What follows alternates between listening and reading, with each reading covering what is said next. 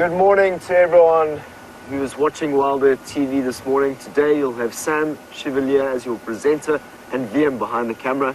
It's been a while since I've been with Wium. He's been on holiday, well, just a couple days of holiday. So it's great to have Wium back behind camera. We have Louise as director and Rebecca as D2. So we've just seen 3 hyenas running straight past us here, and they've gone what looks like towards the den.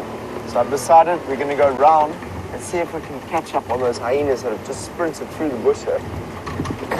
It's already started off to an interesting morning, as we heard that the Mongoose pride was seen in this area just over there. So maybe they're running from a kill or something like that. But let's go and have a look first at what those hyenas are doing. Are they at the den? Because if they are at the den, then we could possibly see maybe if they've taken a kill back, or if they've got blood on their face or anything like that. It might tell us a story of what has been happening this morning. And then we'll come back down here towards Sydney's dams where we're at, and have a look to see if there's anything or any track marks of lions that have crossed over into the area. So let's start off with some active hyenas. And these are the times of the day when it's best to see a hyena, because they're more active in the mornings, at dusk and at dawn. Dawn and dusk is when you are often find some hyenas. What are you seeing there, Wium? Leopard tracks. So Wium has just seen some leopard tracks. Let's have a look. What direction are they going? Yeah. They're going that way. Yeah, but they're not here. They might be colder. Okay, cool. Let's just go up to the den. The den's not far away from here. We're going to come back down to Sydney. Looking very relaxed over here.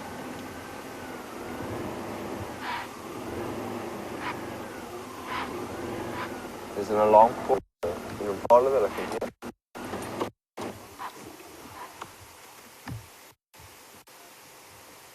So it's going to be another breathtaking sunrise here at Jeandre.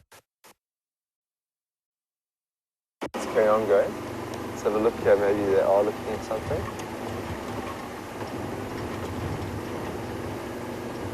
Doesn't seem to be anything over there. Some female impala to the left of us here, strutting off. Their warm coats on. It's been cold night. Are they looking at something? Let's just look in that direction.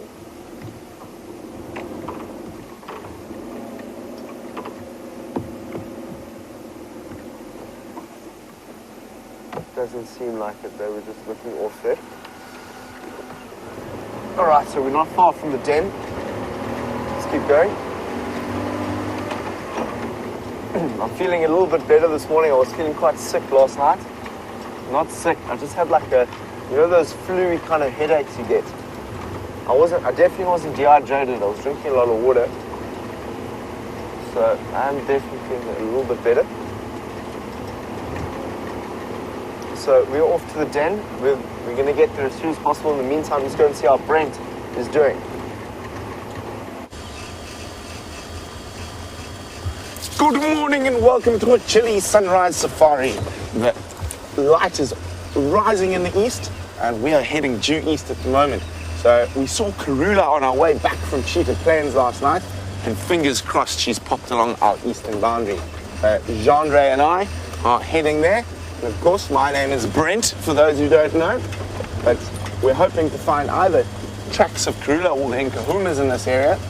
If we have no luck, we will then be beetling even further east towards the plains of the cheetah to see if we can follow up on those 2 male cheetah and the Birmingham boy we saw on yesterday's sunset safari. But I do love these early mornings, and I'm hoping to find some kitty cats basking in the glorious early morning light in a little while.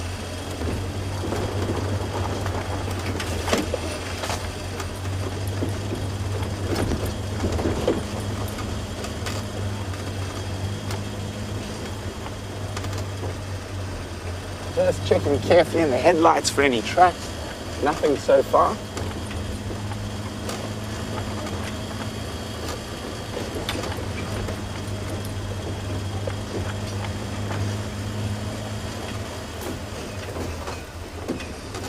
Now, as I understand, Mr. Tingana hasn't been seen in quite a while either. I wonder where he's off patrolling. There's always a strong possibility in this area that we might come across some of his tracks as he goes on his patrols. He does have an incredibly large territory that he defends, all the way from the western edge of the Sabi Sands around the gate, right down to Cheetah Plains, and encompassing most in between.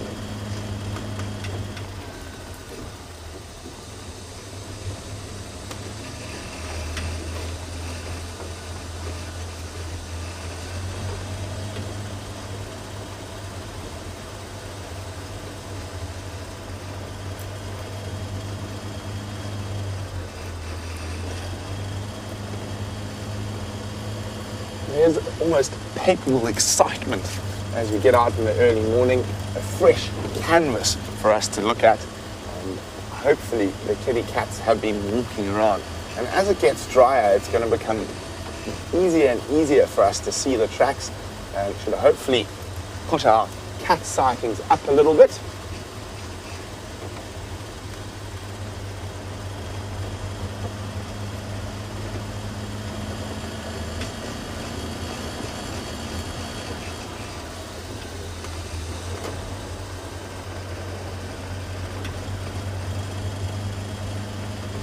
Fortunately, not too cold yet. It was around 63 odd Fahrenheit this morning. So it hasn't dropped below that really cold threshold. No need for gloves just yet. But one of these mornings we are going to get one of those ones that drop below 10 degrees Celsius. And I might be a little bit miserable. I might be talking to you like this through a muffled thing to try and keep my nose warm. I think that's one of the ones that irritates me the most when it's really cold. The tip of your nose it gets very, very, very cold. Of course, because it's cartilage, not a lot of capillaries there, so there's no blood moving around to warm it up.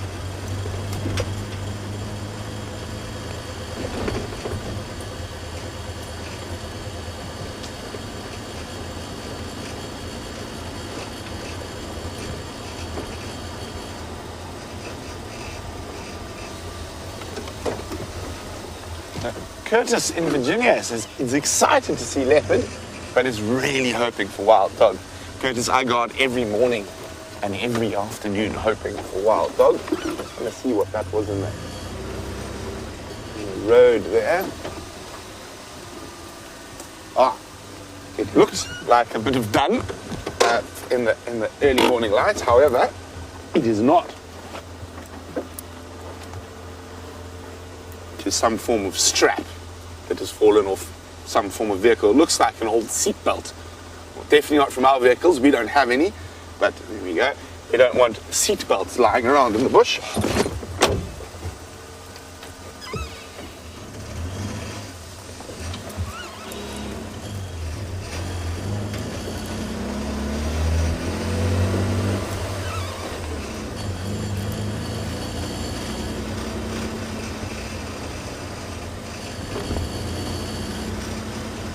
Quite often, if Karula comes through from Torchwood, she'll come through onto this road, Drakensberg Road, and she does like to hunt in these thickets around here. But so far, no tracks.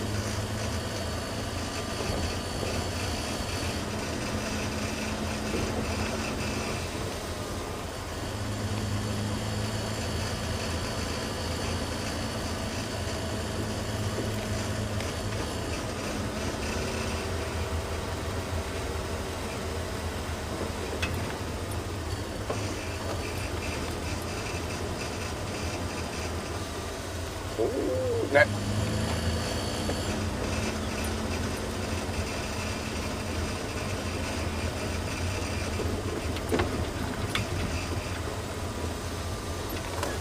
Yeah, this is a really busy intersection quite often. We do often see tracks here of both lion and leopard, and this is where the kahumas went out yesterday morning.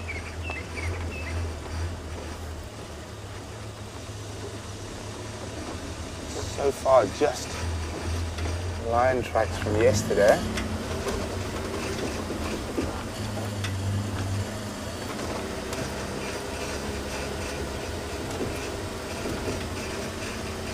Lots of elephants. Oh, there we go. Haha!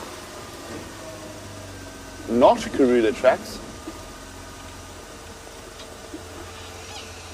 Looks like a nice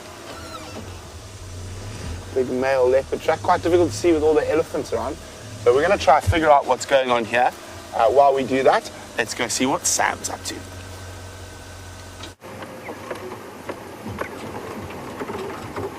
So we've come back to the hyena den. As we came to the hyena den, there was something in one of the hyena's mouth that then ran away with it down Aubrey's Road. And then I just sat at the den for about 2 minutes to see potentially if something's coming back.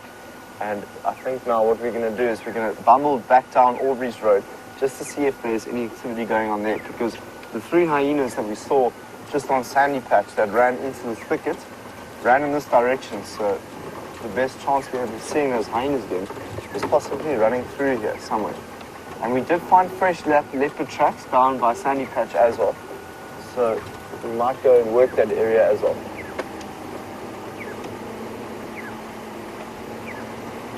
Smile would like to know, was there some commotion with the hyena? Yes, they were just playing on the big open area at Sandy Patch. Playing in the sense they were just running from tree to tree. We only had about 10 seconds with them. There's 3 large ones, it wasn't the youngsters. And they were just running around there, and then they ran into this thicket. So we went round and came and had a look for them. So they could be anywhere. And we did see a number of birds just going crazy at them. So we might be able to hear that sound again, which will bring us closer to those hyenas. We're just looking in every direction now.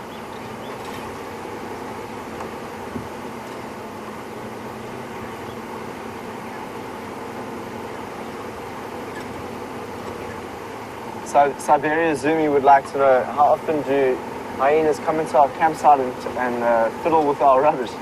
Well, so Siberia Zumi, it happens every now and then. Normally when we go to sleep at night time, someone has to bring the bin inside, and sometimes we forget, and next thing we know, the bin is everywhere, and there's food everywhere, and there's plastic everywhere, and it just becomes quite a nightmare to clean. So that happens sometime, maybe once every 2 weeks. What do you think, Jeandre? Somewhere around there, eh? Usually on weekends. Mainly on the weekends, yeah. So it's not very nice when that happens, but they are scavengers, opportunistic hunters and scavengers, so they'll look for anything. At the moment, they're just trying to... we definitely caught wind of them, so I can smell them quite significantly a little bit earlier. And they definitely had something in their mouth as they ran away. Who knows where they ran away to, that's the question. There's no tracks crossing that I've seen so far. We'll go back towards Sandy Patch because they came from the Untitled access down towards this area. So potentially there could be a kill down in that area that they were feeding on or something like that a little bit earlier. So if we go in that direction, potentially we might find something more than just hyenas. So hyenas just give us the indication that there has been some activity in the night. It's all about locating that activity. Maybe there's a leopard up a tree, a buffalo that's been killed by some lions. We know that the Mungane pride, as I said, was seen a little bit earlier. Not earlier this morning, but yesterday. They were at Cheetah Dam, which is just further north into Buffelshoek. Actually, it's on the other perimeter, the other boundary line of Buffelshoek. So, but they could have crossed overnight, so we don't know. That's why I want to go and work that area. But it's starting to open up a little bit better now. You can see if you can see hyenas running through these thickets. There seems to be anything this morning. Yes. The tracks, the signs of elephants are around, so we definitely might be able to find some elephants this morning. As you can see, there's quite a bit of tracks in the dung on the road. So nothing through there. We're about to come back onto the Untitled access road. There's going to be a remarkable sunrise this morning. You can already see some beautiful pink in the sky. Maybe if you can just see that through that little bit of not an easy shot. It's actually a plant right in the way there, tree. But can you see that wonderful bit of, how incredible is that pink? So it's always great to start our morning off with a fantastic sunrise. What time of day is it there for you, wherever you are in the world? I love the early mornings. Nice, beautiful clouds, nice sunrise. Always gets me quite excited for the day. I think in America it must be around, what, like 12 or to 3 in the morning. It's quite early. I just have a thing where I cannot sleep. I cannot go to bed after 12. I can only sleep at 12, but like I have a body clock where I must be sleeping by 12. So I appreciate that all of you guys are still with us. Okay, let's go off to Brent and get an update from him and see how he's doing. We're going to drive this road to see if there's any more activity. We'll let you know. So these male leopard tracks are really fresh, so sometime after midnight would be my guess. And they're heading straight towards Buffalo's Hook Dam. We're following up, and it could be 2 different leopards here. It's possible it is Tingana. He does like to walk this route, but it is also possible that it could be Gajima. This is the area where we see both of them. Just double check that the tracks are still there while I was talking to you. So fingers crossed that the leopard is just having a relax at the dam.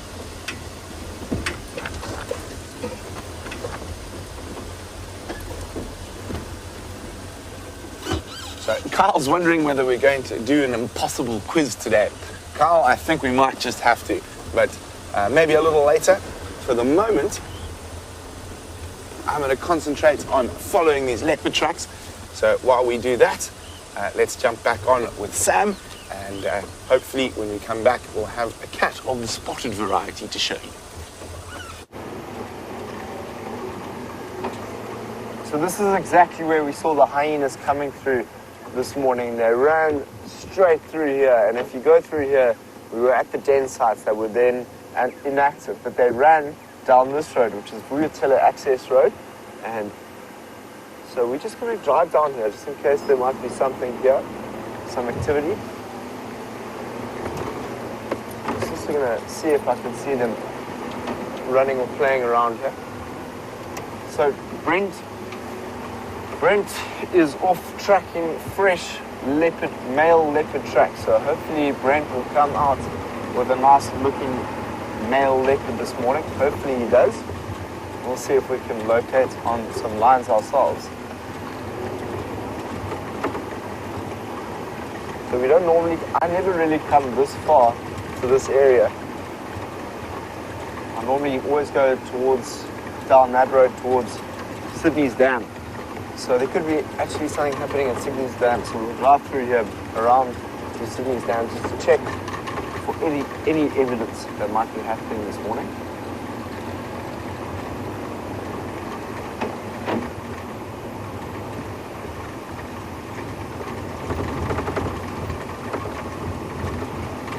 Lucy from South Bend, Indiana said it's currently 12:15. That is quite early or late, or that's very in the morning. 12:15 in the morning.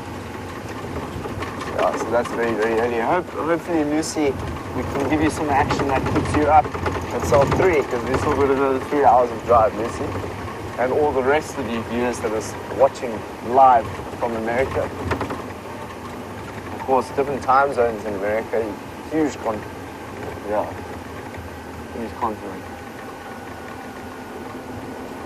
There doesn't seem to be much happening down here.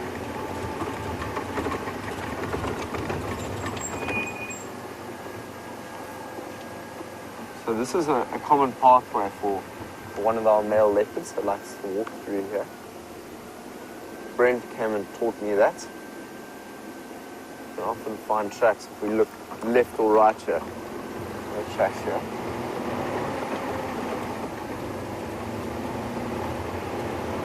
So it's quite a chilly morning.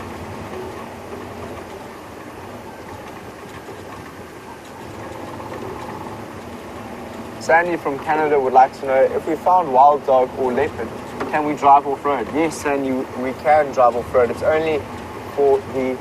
Cheapers, there's an amazing sunrise coming. I'm going to get you a nice shot of it. And it's only for the buffalo and the elephant. There we go.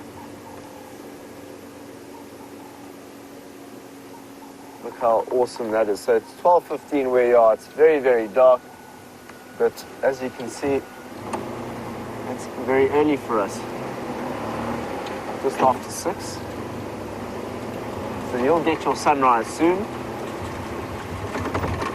You know, I think I've only ever stayed up for the sunrise once. Lime tracks. So you got some lime tracks? Are they looking quite fresh? Yep, right here, more lime mill. Okay, cool. I'm just going to reverse. Yeah, we did right here, turning through it. Are they going up the... No, they're walking all around. A little bit. Yeah, we've got some fresh lime tracks. They're walking around. And hyenas as well. So this is interesting because this is where we saw the hyenas come from. We've got some very relaxed looking antelope that are there. So that's always a good indication to see that. It's an impala. Let's carry on down this direction and see if there's any other unsettled looking antelope around here. From after viewing and seeing some hyena and lions.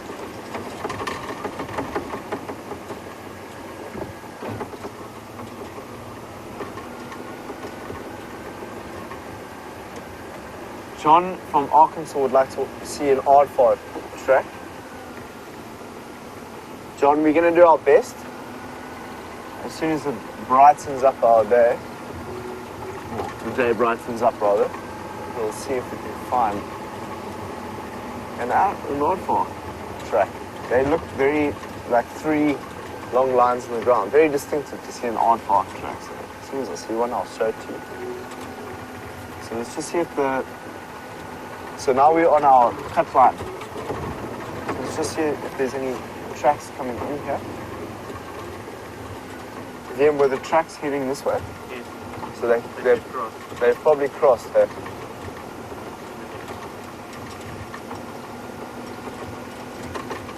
The line tracks have probably crossed.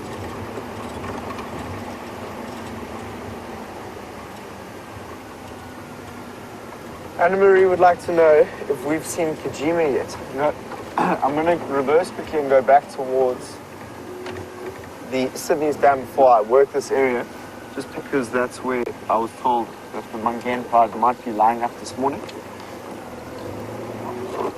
I haven't seen Kajima since I was with Wium last time. I haven't, so that's also where we're going now, is where we might find Kajima. We'll drive that cut line for a bit to see if there's any signs of the wonderful looking Kajima. Yesterday we were with a beautiful female leopard. Wow, she was very, very cool to see her on the very western edges of Arethusa, so that was cool to see that.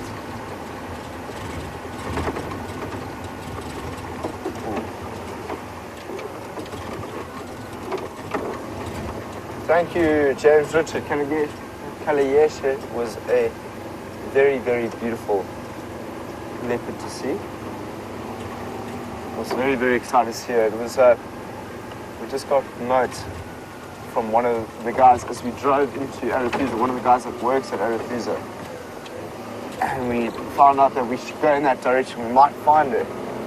And lucky enough, myself and Dave went exploring and we found that wonderful leopard. And that's just the way it works. I mean, you can track and work as hard as you like, but sometimes it's all about also asking and communicating with other guides and people that actually work on the reserve. So we've got some more tracks over there. They're heading that way, Bill? Yes. Yeah.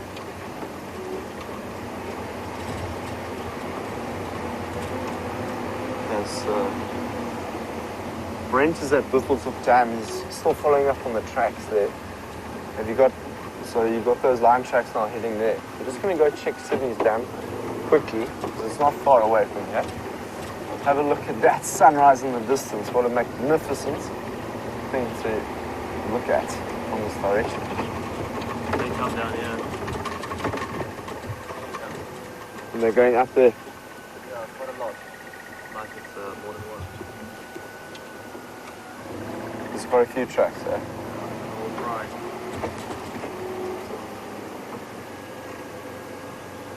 So it's more than likely, let's just quickly look there and then come back down and drive that cut line. Just want to check Sydney's. Just for something else. I know that the lions look like they've moved out of here. Looks like female track too. All right.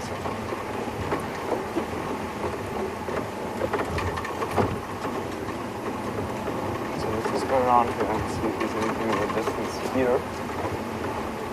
Lots of elephant tracks as well. It's more than likely if those tracks are heading in that direction that they've gone towards other property. Mary Ellen says that she stays up past midnight because she loves being out on safari with us. That's great. Very glad that's really, really cool. Always makes it that much more exciting to come out knowing that there's a whole bunch of people just through the back of this lens. It's not just Wium behind me, it's a whole bunch of other people. Okay, so we're at Sydney's. Let's just have a look down at Sydney's and see if there's anything down there. Because it could be that some of the lions maybe headed off and some stayed here, so it's why it's worthwhile just checking. There's Sydney's. So it seems to be very empty at the moment.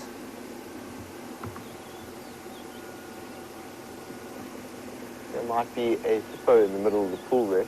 Just going to go up and then come back around because Brent is now at the top there, which is Buff also. So he'll be working that area. Jeandre is also in this area. But that could be very well that Brent is tracking Jeandre. Jeandre is probably kind of... Jeandre's territory, from what I understand, is actually the border, this cut line here.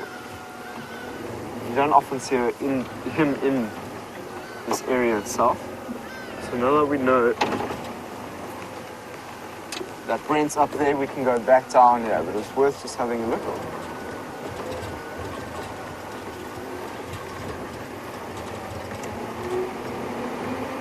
That's beautiful though. So there's nothing there. I'm just checking on the dam wall just to see. It's worth also getting my binoculars out and making sure. Pinchy Winer's Hat would like to know how long I've been a tracker for. Let me just look up there.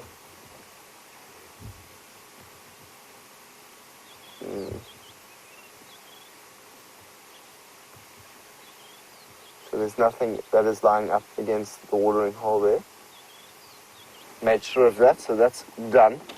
Now we can go search other places. I'd like to know how long I've been a tracker for. Well, you know, the root word of the tracker is actually someone who understands and has lived in this area for a long time, that understands not only the footprints, but the way in which an animal moves at night time, and it's different places where it will scent mark. So I've only started learning, you know, that kind of the science behind tracking. Science, you know, tracking is not just a science, but it's also an intuition, you know, and it's a sensory experience. So yeah, that's why I love the art of tracking so much, because it forces you to bring more elements into doing something, where you can't just rely on your rational mind to be like, I think the lion's going to be there. You have to use a little bit of intuition. You have to use a little bit of your senses in terms of smelling and listening to all the different things that are out there. So I only started that when I was 22, when I started learning tracking and all that sort of stuff. And then, so I'm 25 now, turning 26 tomorrow. And yeah, so I've still got lots to learn. I didn't grow up in this environment, so I've got so much to learn. So let's follow up on these lion tracks and see where they head off. Awesome, so Brent is with something quite large. Let's go to him. We're going to see where these lion tracks go. So we have found a large beast, but unfortunately these large beasts have been making our leopard tracking a little bit difficult. So I went for a walk, and I found where, I'm pretty sure it's Tingana, just from the size of the tracks, where he came down towards the water, but then his tracks got obliterated by some of this guy's friends. And then when I walked further, I walked into this guy. And when I walked off to the other side, I walked into another one. So a couple of big ellie bulls around. This guy's probably late 20s. Nice big boy.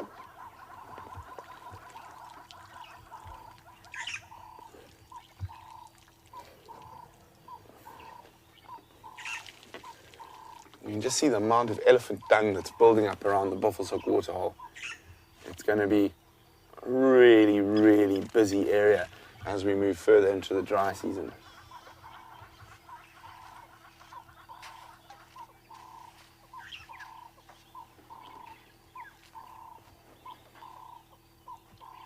Oh, thirsty boy.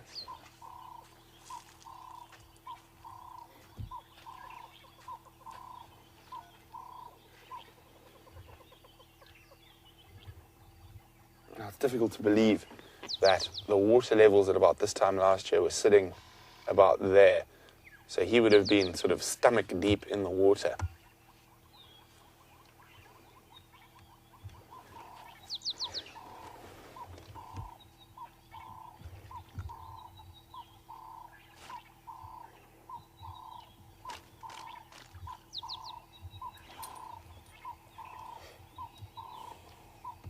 You can see the little blacksmith lapwings off to the left of his head.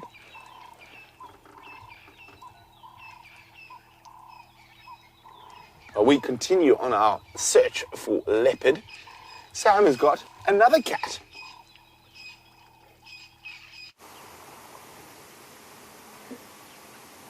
Welcome back, everyone. So we've just found the line. I got out my vehicle to follow tracks that were moving into Simambili here, so we can't actually drive towards those lines at the moment. It just seems to be one female in the distance there. This could very well be the Mungen pride. So that's very, very exciting. What happened was I got down to follow tracks to see if they had crossed over, and as I went down, it got up and Wium said, look, there's a lion in the distance there, and we've just found these lions. So let's sit with them for a bit. Potentially they'll move back onto our property. The morning sun is beginning to rise on them there, and I think that's the Mungen pride. The breakaway Mungen pride. We know that the Solala breakaways have gone back maybe towards Londolozi through Arathusa. So this is very exciting to see that we are here with a female. What is she doing? She looks like she's just standing there on her own. I can't see any other females that are with her at the moment. Just going to get my binoculars out and see. There she goes. How lucky we were to see that. Just going to look to see if there's anything else there.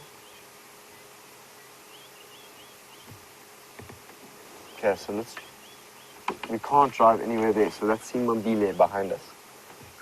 All we can do is hope that maybe they'll cross back over, but if their tracks are heading in that direction, the chances are that they'll carry on in that direction. They wouldn't really cross back, but you never know. They could start playing or hear the sound of some animal behind us. That was very exciting. Well done, Wium. It's always exciting going out in the morning and seeing what we can find. So if we look behind us, we've also got the sun that's now emerged right here. So it's a beautiful sunrise now in the distance there. Fantastic. That pink has started to go away and that bright sun has now emerged, which will bring us some warmth for the morning. So we've already started with 3 hyenas running around and some lions, which is exciting. So potentially, if we sit in this position for a bit longer, which I think we should, just to see if there's any of the alarm calls of the birds that are going off over there, because then maybe they'll cross over here. But potentially those 3 hyenas that we saw a bit earlier that were running from this direction will come back over this cut line, and there probably is maybe a kill here. I mean, there could very well be a kill here, because that's where the hyenas maybe were trying to get.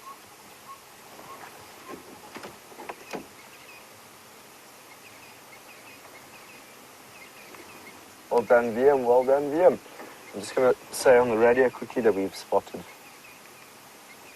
some.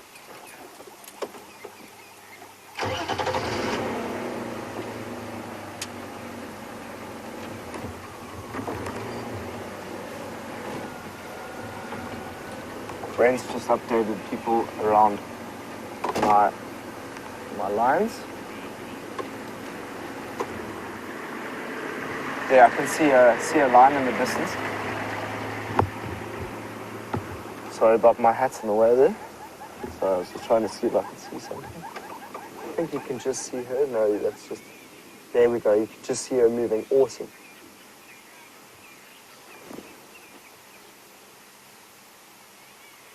That line is still very, very present and shot there. You can see it through the thicket there. I think that we should just sit with it for 2 more minutes just to see if it's going to come back in this direction. Let's just see what this line wants to do.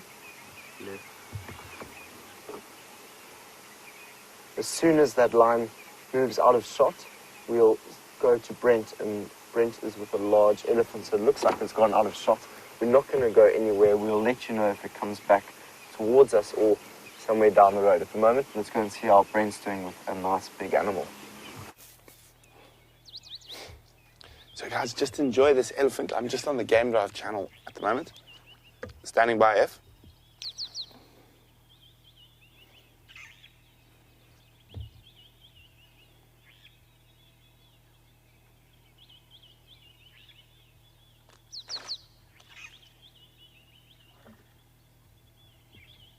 So it's the same big bull having a drink. We have found the leopard tracks again. They've come out on the other side of the elephant tracks and they've headed north. Standing by, Ephraim.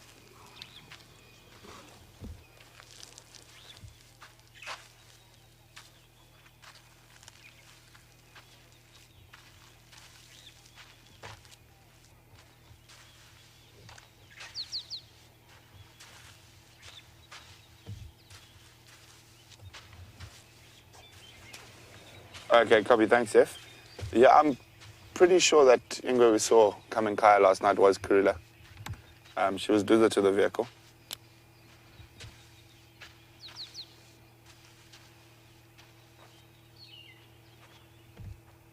Sorry, guys, just getting updates about what was seen, where was seen.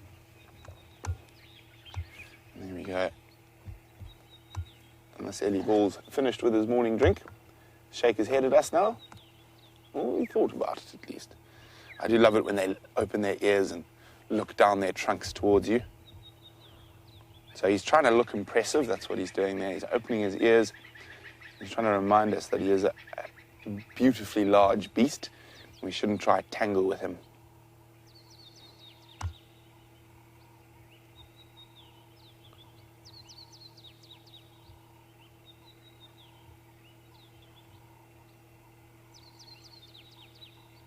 So peaceful.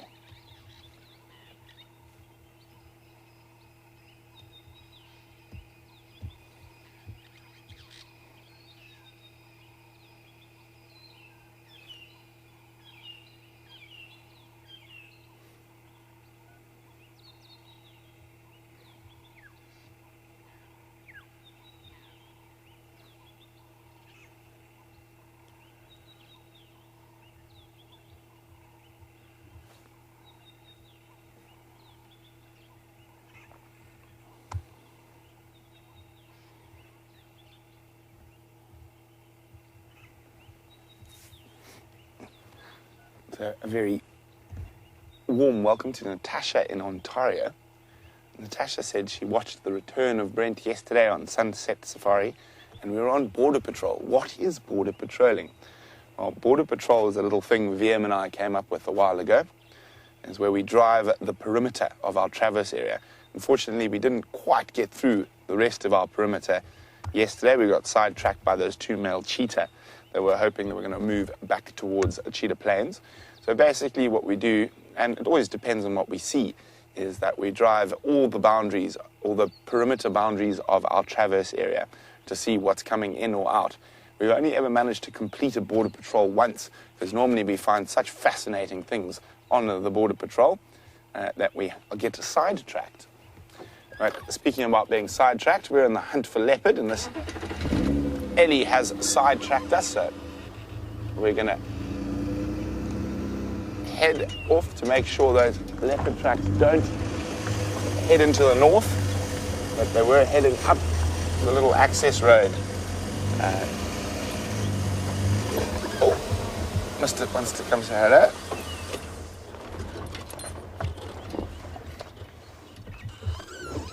It's always funny. I love that about elephants. They walk up to you to come give you a good chase. As soon as you stop the car, they sort of say, oh, maybe not. And most things are supposed to run away from me because I'm so big. There we go. You can see by his body language, we can just watch that tail wagging in the back there. And he's not at all aggressive, more just curious. Hey, big boy. So John's wondering how much water can an elephant drink in a day. John, it can drink about 100 liters, which I think, if my conversion is correct, it's about 20 gallons.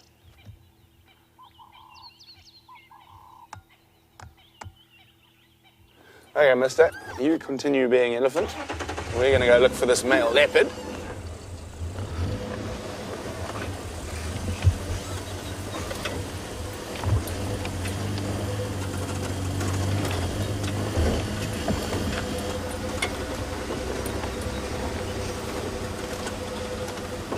The last track of that male leopard I saw was around here.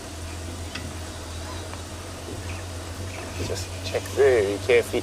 Of course, around a waterhole like this, especially because it's so dry, there's so much toing and froing of big beasts that sometimes the tracks can get walked on, which does make it a little bit more challenging to follow.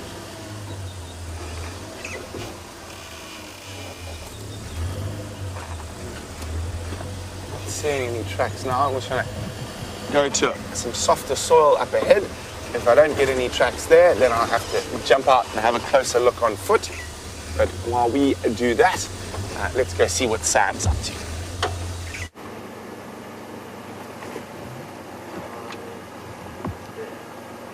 So we've got another lion track that's heading off into Simambili. So there's been quite a bit of action this morning. There it goes. It's coming round and down.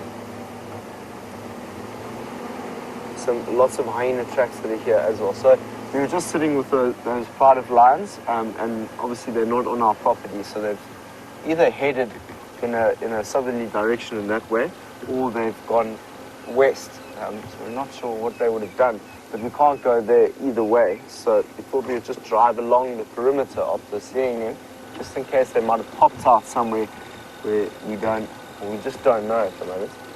But what we're going to do is that we've just let people know that there is some lions that have been seen in that area, and potentially they may, I mean, it's starting to get bright, and they might just lie up somewhere in Simambile, but we might just head over to Arethusa a bit later, and then we can view them. So I'll pay attention to the radio and listen out to see if that pride moves in that direction. But what an exciting morning. Liam and I are very excited to have started with lions.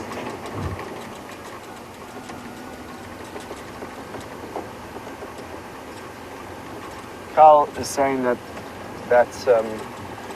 lioness that was far away doesn't look very familiar. Hello, Mr. Wildebeest.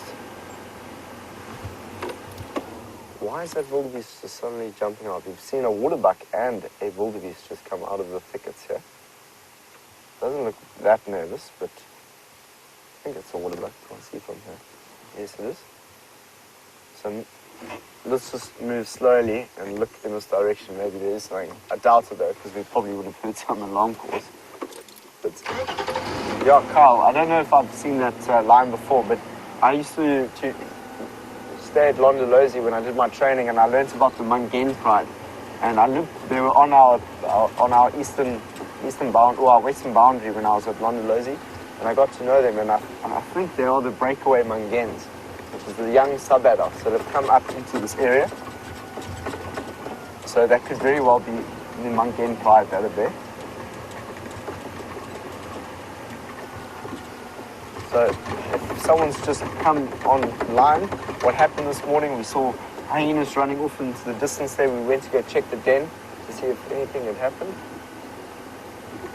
So this looks like there's a very relaxed impala there. So it doesn't look like there's anything that's here. It's worth having a look.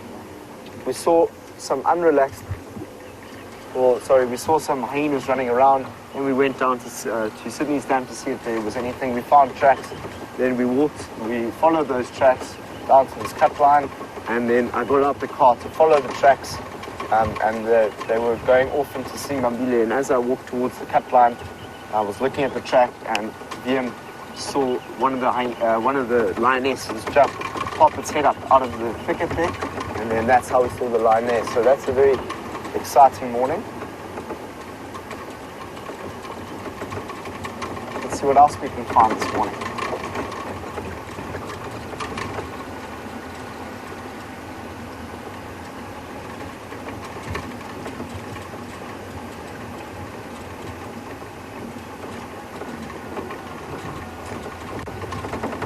Brandon in Ohio just asked a very good question around what kind of conflict might exist now that there's quite a few different prides of lion that are in the area. We have noticed that there has been a few, from the Nkuhumas to the Mangen to the breakaway Salalas, and how might that change the dynamic with the Birmingham Boys, which are the coalition. So specifically looking at the female lionesses between the different prides, of course there's going to be that kind of territory. Each female, like each pride, likes to have their own territory within their area, and if other prides are starting to come into the area, that's going to start creating some unease. But for the Birmingham Boys, that's better for them. The more prides of lion they have in their territory, the more chance they have raising cubs of their own. So they'll try and dominate all the different prides that they can come across while they can. The tension between the prides will be significant and large, but they'll create their territories and hold them. It's not often you get to see two lion prides meeting each other, and I must say I haven't seen that before. Some tracks here of look like a hippo track that was crossing through here. So what else might we find this morning?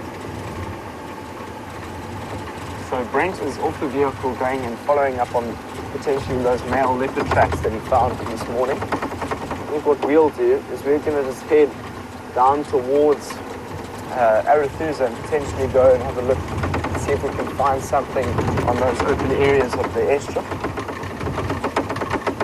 You can see that this road is quite bumpy as we're shaking around here. I don't want to go too quickly. What would be fascinating is we actually got the opportunity to see two prides meeting each other. Mandy would like to know if we have foxes here. I don't think we don't have foxes here. I mean, we might have the bat-eared fox that gets seen in these areas of the Kruger National Park. But to be honest, I've only ever seen the Cape fox, which is in Cape Town, close to the Cederberg Mountains. Mainly we get jackals here. So there's the bat-eared fox and then there's the Cape fox, but I'm not sure on what kind of territory the bat-eared fox holds. I've never seen one in the Sado Sands. I've only ever seen the black-backed jackal and the side-striped jackal.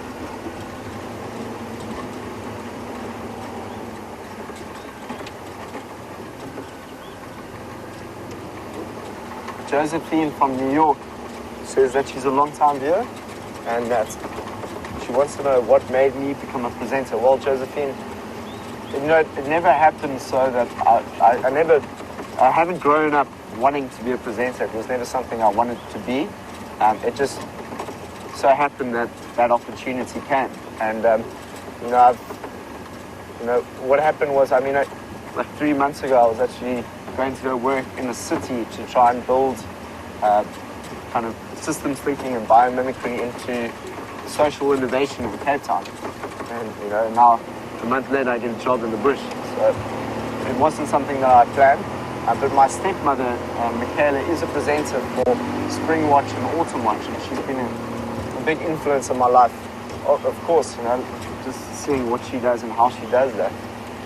And you know, I've always wanted to decentralize and share knowledge, and I think that's really, really important. I mean, for example, I studied in England ecological design, and I had to pay quite a lot of money to study there.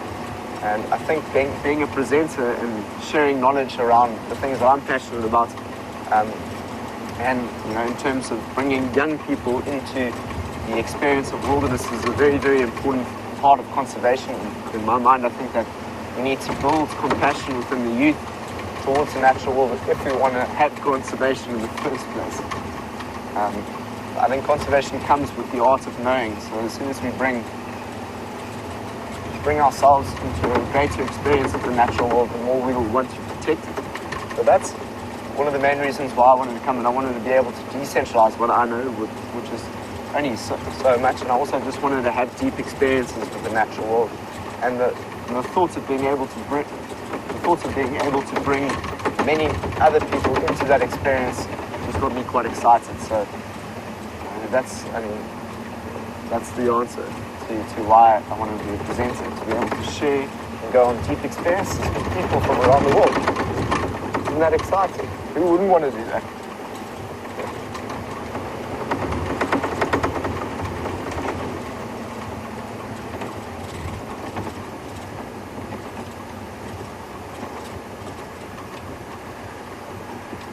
Greg has just asked, with the dead trees, and I think the dead leaves, is there anything that will eat those dead leaves, and how might they be used? Well, of course, everything out here in the natural world will be used, from dung that's defecated from lions to elephants, and even the leaves that fall off the trees. Not only will those leaves that fall off the trees become part of the nutrient cycle of the tree itself, but also will become cover for different rabbit species and other species that like to be under the soil. There's an impala here. He's moving off into that area there. Let's go off onto Impala Road and see if we can find any tracks of potentially shadow.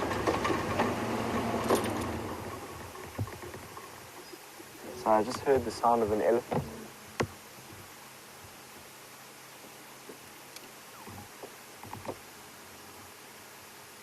There goes some wildebeest in the distance there. Let's go. So, Liam's nickname is Wildy, and now we're looking at some wildebeest.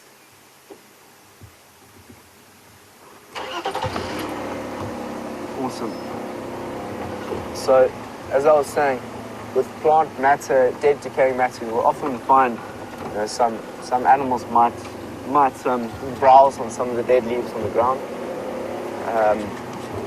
but mostly it'll turn into organic matter that will then become nutrition for both the trees and habitat for other animals that like to or need some cover. Can't even, it's amazing that when leaves fall on the ground, they become nutrients for many other organisms.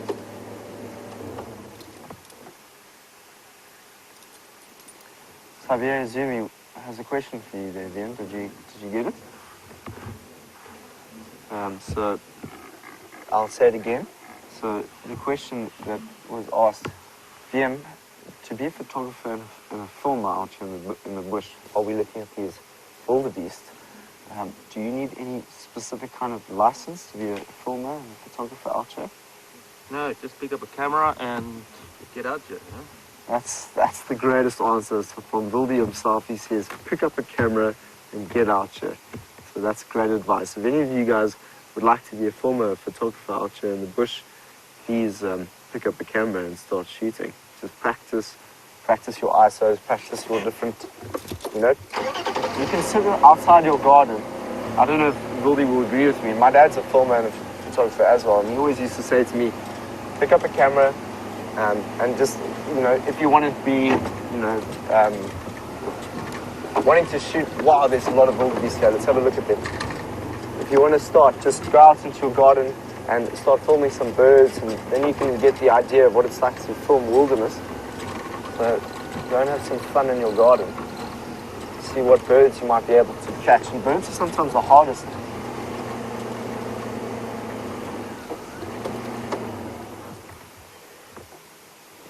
So there the wildebeest again.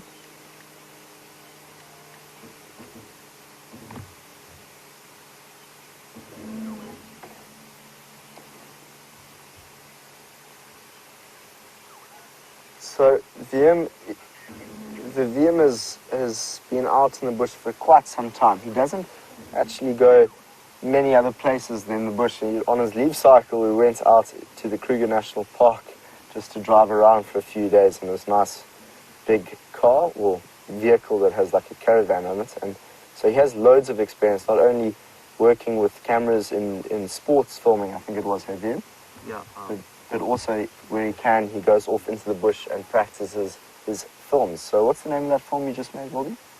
The one like Kalahari. Yeah. The theatrics of the Kalahari. Theatrics of the Kalahari. So I'll share Wium's video of the drive so that you can see it. I'm sure he would like, he's shared it on his wall already.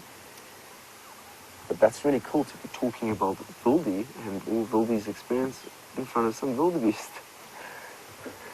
And there really is quite a few out here this morning. There really is. So there's some youngsters around here. And the biggest herds that I've seen are on Cheetah Plains. So it's nice to come on to this area and see that there are quite a few wildebeest here. And there's a little bit of interaction there between one of the youngsters and the other wildebeest. There's two youngsters there. You can tell there's two youngsters just by the much shorter looking horns that stick out like that there. They're obviously quite a bit smaller than the females and the males here. But there'd be one big dominant male here, and I think I can see him. There's a wildebeest to the right there. He's incredibly good looking wildebeest there. Look at the size of him. That could be our dominant male here. And so he will protect this land, protect the grazing rights to this area as well as access to any water in this place. He'll show dominance by rolling himself in dirt and putting his forehead in the dirt and rubbing it, and that's the way in which he will mark his territory and show the males that this is his place. And you can see he's done a great job because he has got quite a large herd behind him here. Fascinating to sit here. As you can see, wildebeest like to eat those short grasses. So they'll be in these open areas grazing on the shorter grasses. What was also interesting, we were on... Ooh, what's happening there? That's the big male that we were looking at. There seems to be a bit of... Ooh, he doesn't look happy. You can see that there was a little bit of dominance display there. Let's go and have a look and see what's happening. What's interesting is, I think that could have been a young male that was a young male wildebeest that was with that male there. And he just wanted to show. So maybe these herds have... Oh, there's something going on. I just want to get down there.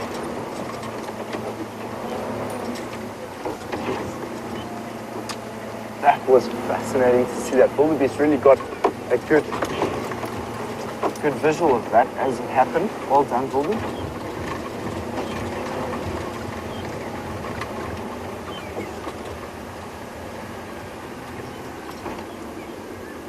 There's one of them. They've just gone into this area. I don't know if that's the one that ran in there with them. I think it could be.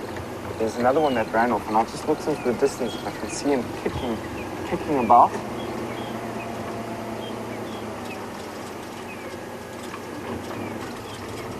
That was so cool to see that. I think things have cooled down a little bit.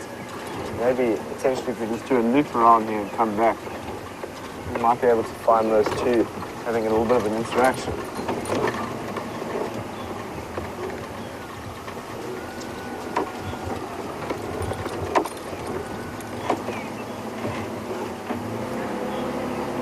I can't see the wildebeest anywhere. go back onto that open area. Potentially there might be a little bit more conflict there. You can see some dust through the distance there that was kicked up. You can see it as it goes through the sun there.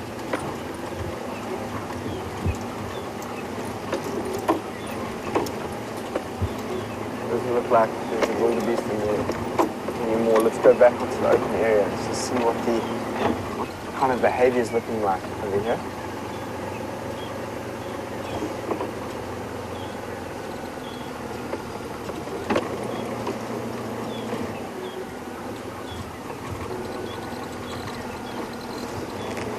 They're right by us now.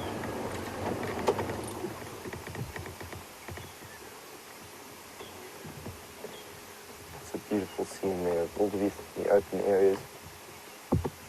Let's sit here for a minute or two just to see what the feeling is within this herd.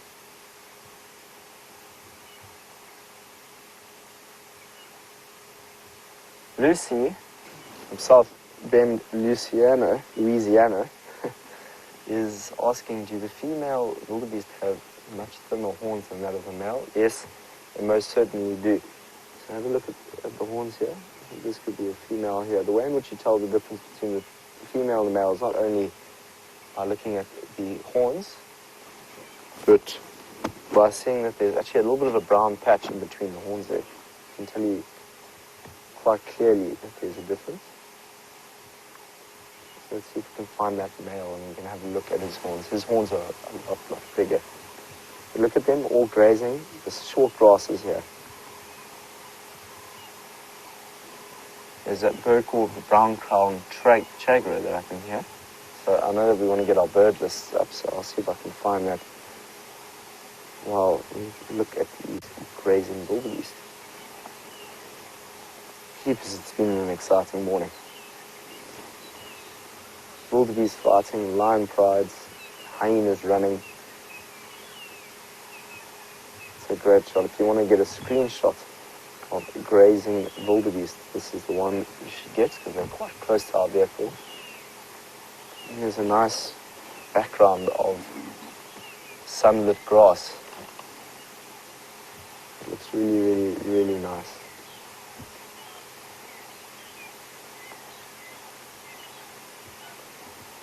So I've been sitting down in the mornings with Rebecca sometimes to learn about the different animals that we have here.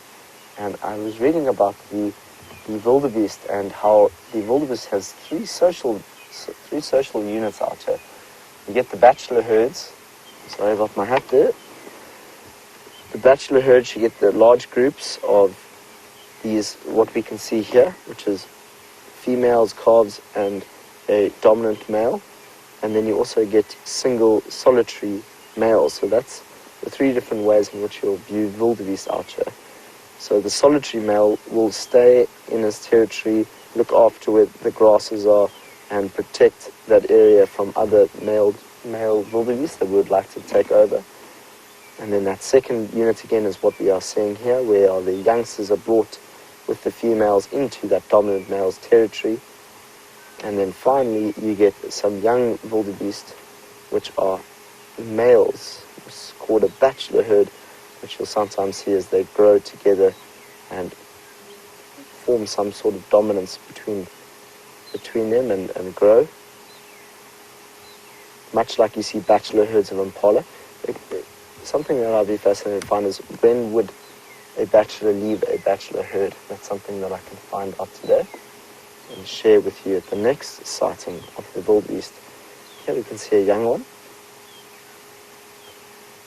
I think they have such an interesting morphology and design, wildebeest. They really are very, very pretty looking animals in terms of their structure. You see how their neck really bends down there to get to those short grasses. So over millions of years or years of evolution, their bodies have adapted to running far distances and migrating, and also being able to hunch down to get to those shorter grasses.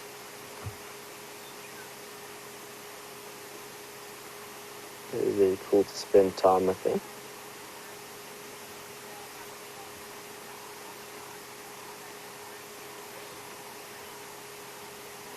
Sally from Oregon is saying they are like 4-footed lawnmowers. Oh, they very much are like that, so I agree with you, Sally.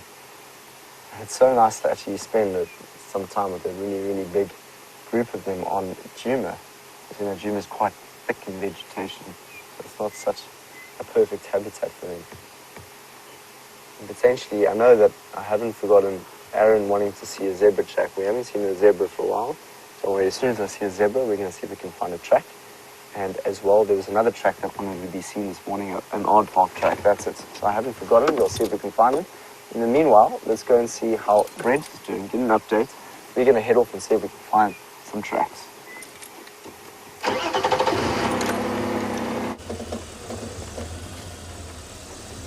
So unfortunately, that male leopard decided to leave us and go to Buffalo's Hook. So could be Gajima, could be Tingana. Just checking here quickly. And where we saw Karula wasn't too far from where we are now last night. I'm just double checking. She hasn't snuck back through here.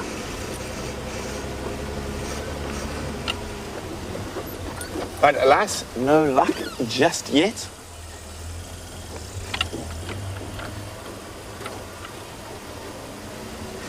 Starting to warm up now. Sun is out.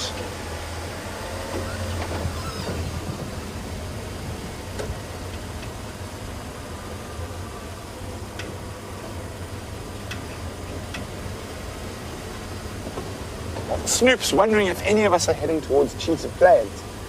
That I am, Snoop. I was just having a quick look for leopard on Jeandre first, before making the long trip down to the east. But we are getting towards the Gowrie Main, which is the road that takes us to Cheetah Plains. I was hoping to find Karula first, but looks like she might be giving us the slip. She might still be in Torchwood.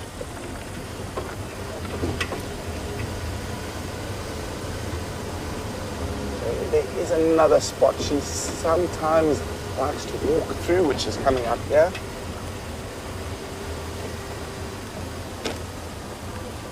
Sorry guys, just on the radio for a second.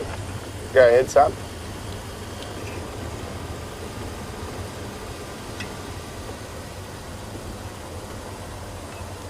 Sam, they're crossed into Buffalo's Hook. I'm going to head down towards Cheetah Plains. If you want to check, maybe check from Gowrie Cut Line back towards Buffalo's Hook Dam in case he came back out onto the boundary.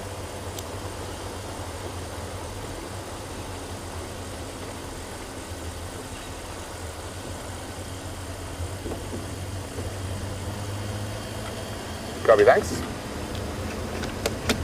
There's always a possibility that male leopard could have popped back up further to the west, but we made the decision to go look for the cheetah down on Cheetah Plains, so we weren't going to carry on heading west when we've got a long way east to go.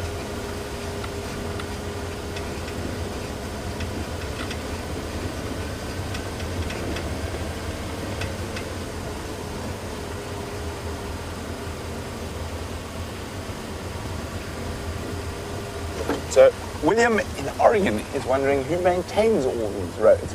So William, the roads like we're on at the moment will be maintained by the individual reserves. They are what we call two tracks. They don't actually need too much maintenance. Every now and then you'll see these bumps. These are called mitre drains. It's to stop runoff and disappearing of the road, so to take the water off the road during the wet season. But other than that, only when an elephant pushes a tree onto the road or whatnot is there maintenance needed. But the big access roads like Triple M and Gowrie Main are maintained by the Sabi Sands. But the rest of all the little internal roads are all maintained by the individual properties. As I said, not too much maintenance needed.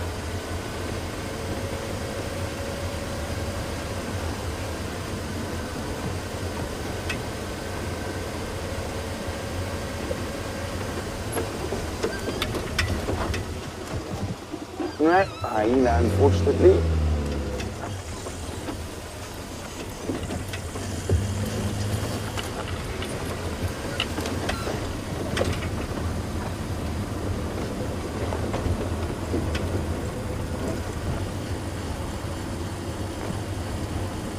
And we're coming right to the end of our eastern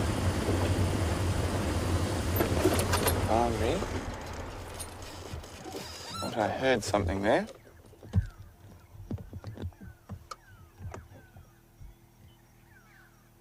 More than likely just a male impala being silly, but always worth double checking.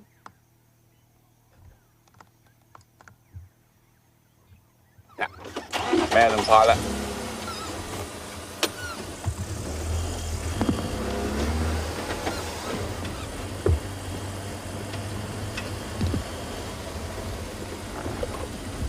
So Siberia is wondering if there's any chance of seeing a Cory bustard on Cheetah Plains.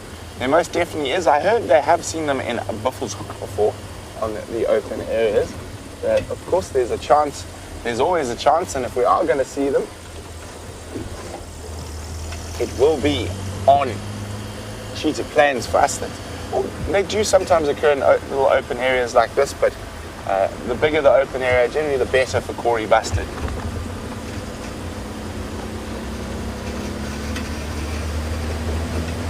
And now we're on the main road down to Cheetah Plains, and I'll show you exactly where we saw Karula last night. This is Torchwood to my left and Chitwa to my right.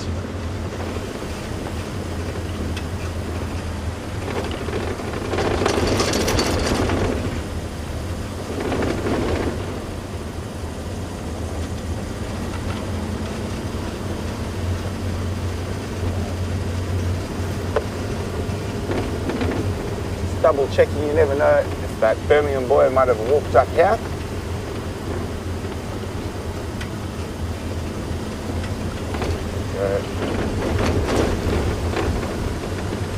I dropped a branch on the road to show Ephraim, who was coming down this road after me, where Karula crossed, so he could look for her last night. He didn't have any luck afterwards though. She crossed right here.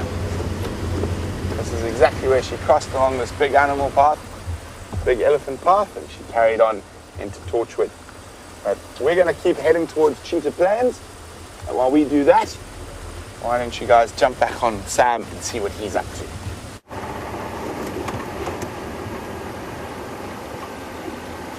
Brent is back off towards Cheetah Plains to see what he might be able to find there this morning, as well as to see last tracks of Karula where she crossed over last night.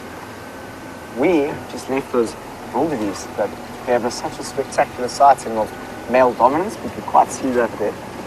Interesting to see that.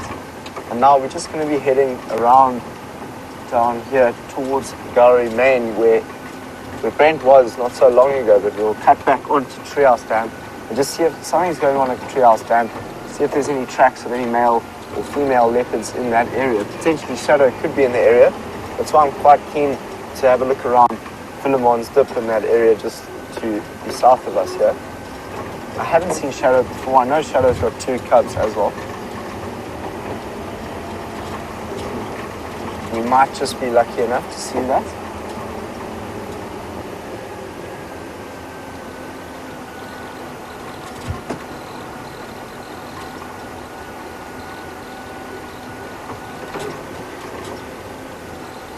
Lucy from South Bend, Louise. Sorry, I can't say. Sometimes I can't speak well. Louisiana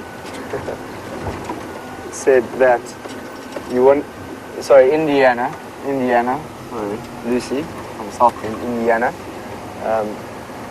You'd like to say thank you about those plastic recycled and then turning them into plants.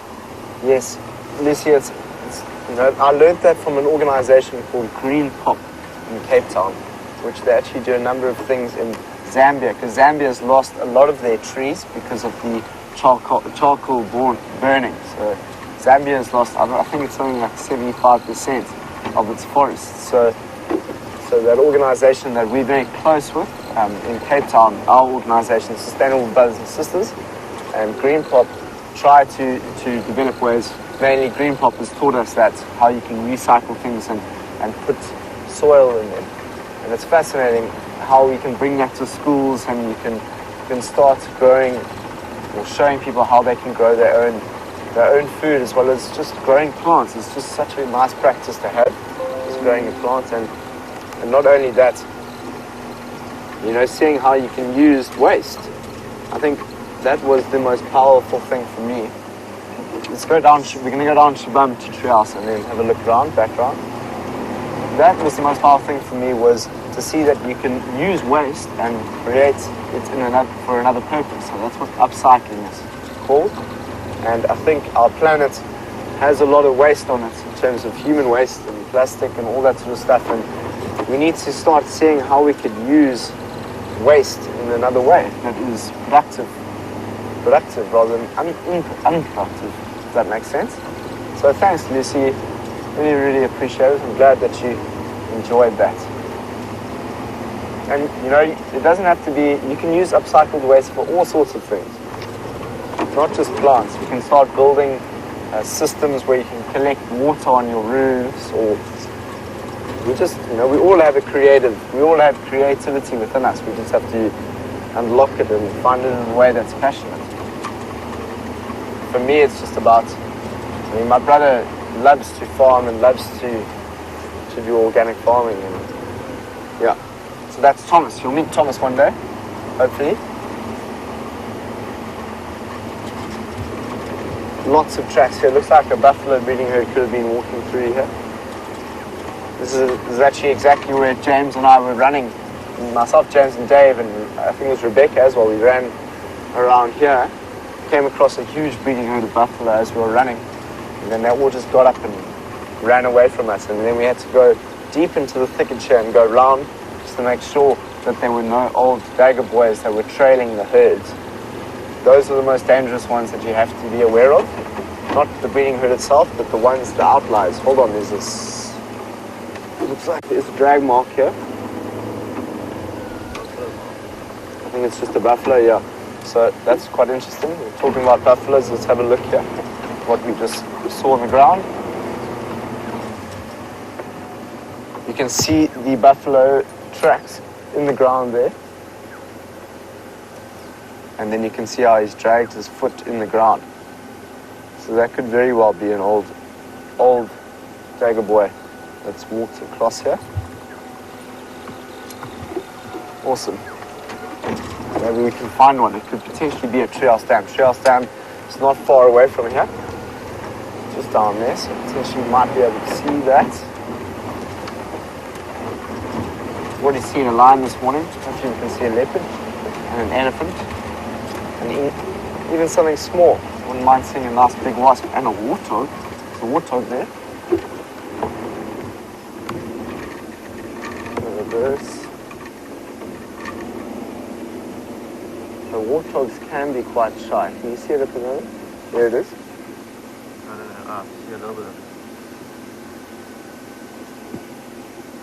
So, hold on, he's just into the thicket there. It looks like he's going to be walking off. I'm just going to move forward.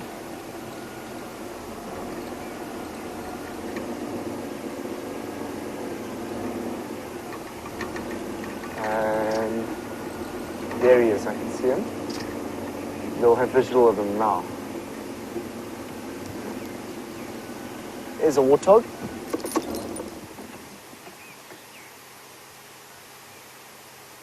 Good morning. How are you? Are you a lonely male? Could very well be. And there's a sound of a woodpecker close by. It's a fantastic sound to hear in the bush. So there the warthog is, and if we see that tail go up, maybe it's with some piglets, if it is a female warthog. And leopards do like to eat warthogs, especially the piglets. Can you hear that woodpecker that just went? So that is a warthog, and it's going to head off into the bushes in a few seconds. So there we go, there he goes. Let's head on to Shabam Road, then down to Treehouse Dam, and see if we can find ourselves a buffalo that might have just walked down into that area. We've had quite an action-packed morning. We've seen quite a lot of animals. It's always exciting. But not only just animals. I mean, you never got to see those hyenas this morning, and we were very, very lucky. They just ran onto the screen, and it was interesting to see them playing and then running off. So this evening, I'll definitely go off to the hyena den and see if they are active. We'll actually drive that way a little bit later to go and see if we can find Jeandre's tracks. We'll go and have a look at that hyena den. Potentially, there will be something going on there. There was something in that hyena's mouth when I saw it earlier this morning.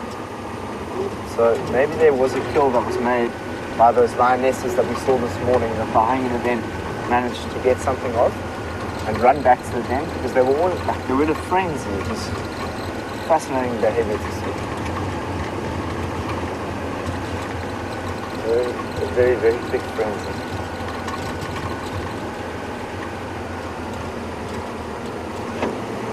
So there's also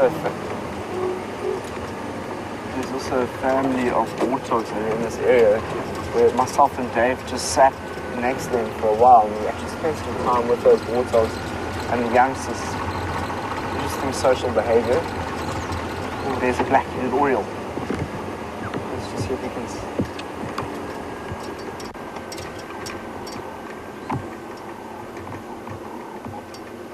Okay, it just flew off. That's so sad. I can see where it is. It'll be too far for this camera. It's in the thicket. It's a black-headed oriole. Let's just see if we can hear it. It's my favorite sound to hear out in the bush.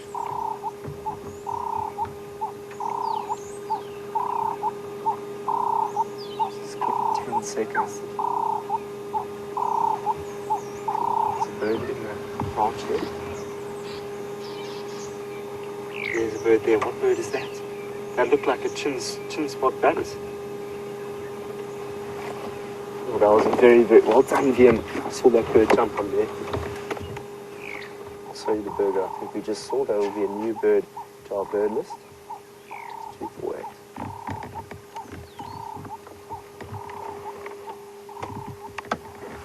That's the bird I think we just saw. I don't know if you agree with me. I don't know if you all saw that. I know Wium seen that. The chin spot batters. So you would have seen, I saw those two white stripes at the back. That could potentially have been our chin spot batters. The way in which we'll tell if it was a chin spot batters is it has a sound that goes.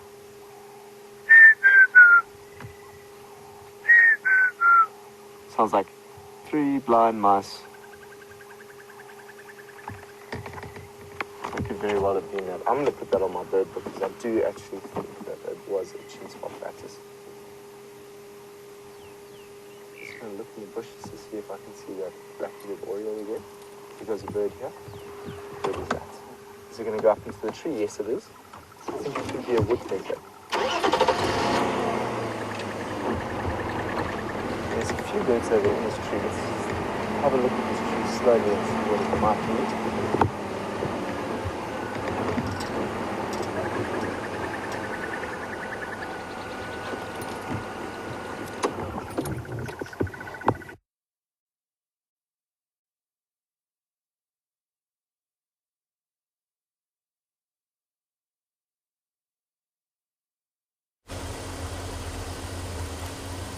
We've arrived on at Cheetah Plains and we're just having a look at the western sections quickly. We normally shoot off down to the open areas, but there's some birds of prey around here. There's a couple of vultures. We just want to have a quick look. They could have been coming towards the Cheetah Plains pan for a drink. So we'll have a look for tracks now, see if there's anything else about here. Try to get you a nice view of the white-backed vulture in the tree up ahead.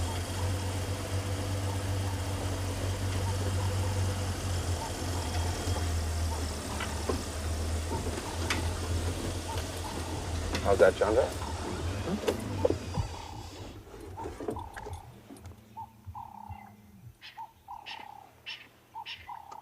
There we go.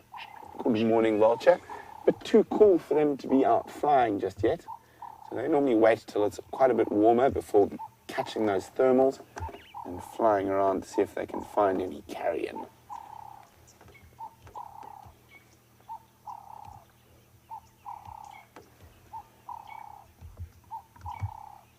But Wium and I did see these yesterday, and we did have a good look in the area. What I think happened is towards the end of the day yesterday, one vulture decided this was a good place to sleep, and another saw him, and they all got confused and thought there might be a kill here, but unfortunately, nothing.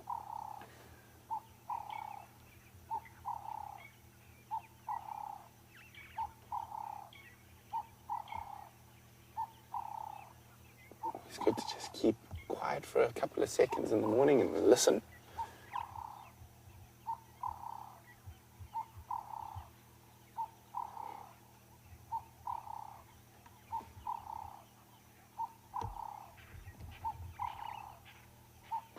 Anyway, let's keep on trucking on.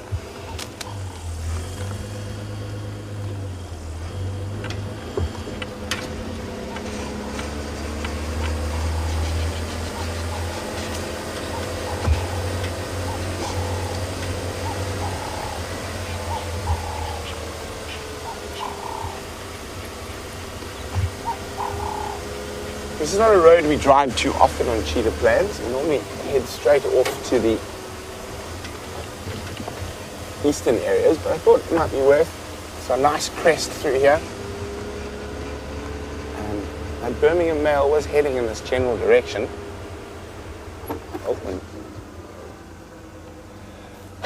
Oh, excuse me.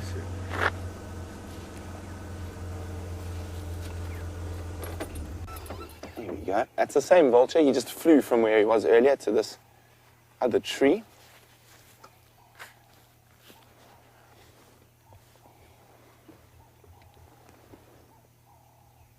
White-backed vulture.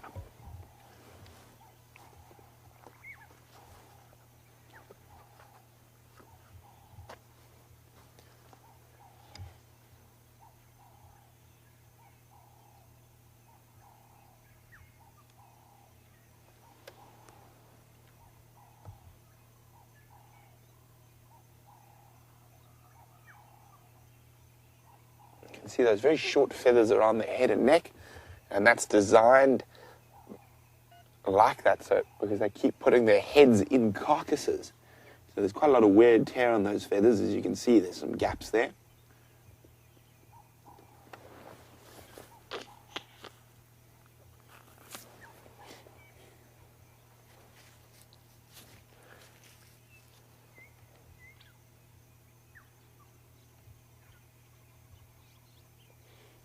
But he's going to have to wait a bit to find a meal until it gets a bit warmer, and he's going to be able to saw those thermals.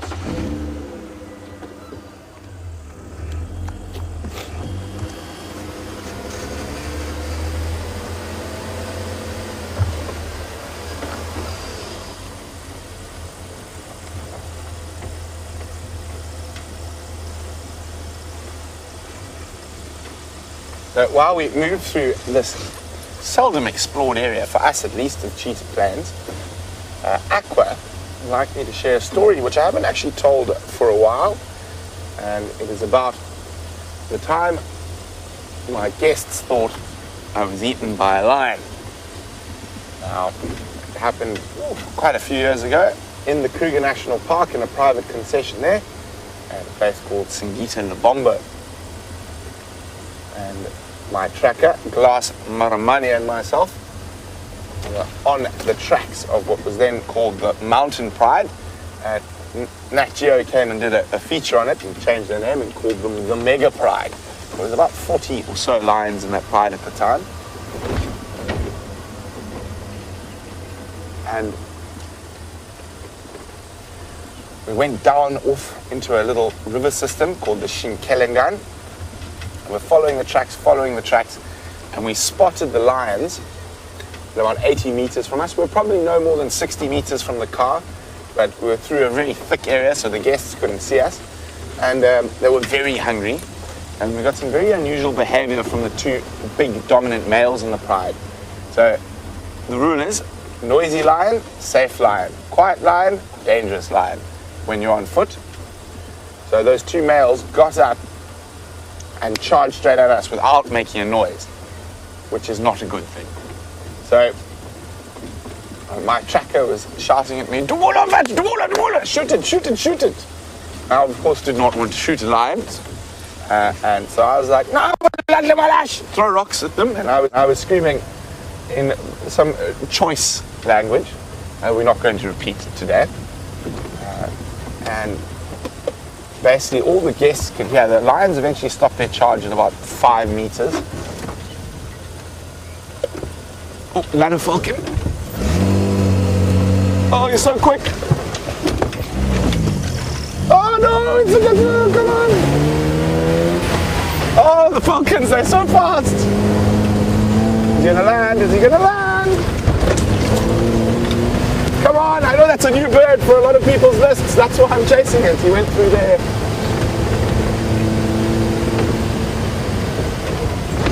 I'm hoping he landed in one of those dead trees.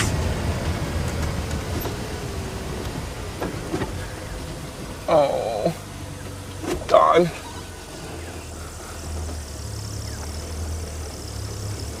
It was, looked like a lanner. It could have also been a peregrine. I just saw it, but there are only 2 falcons of that size.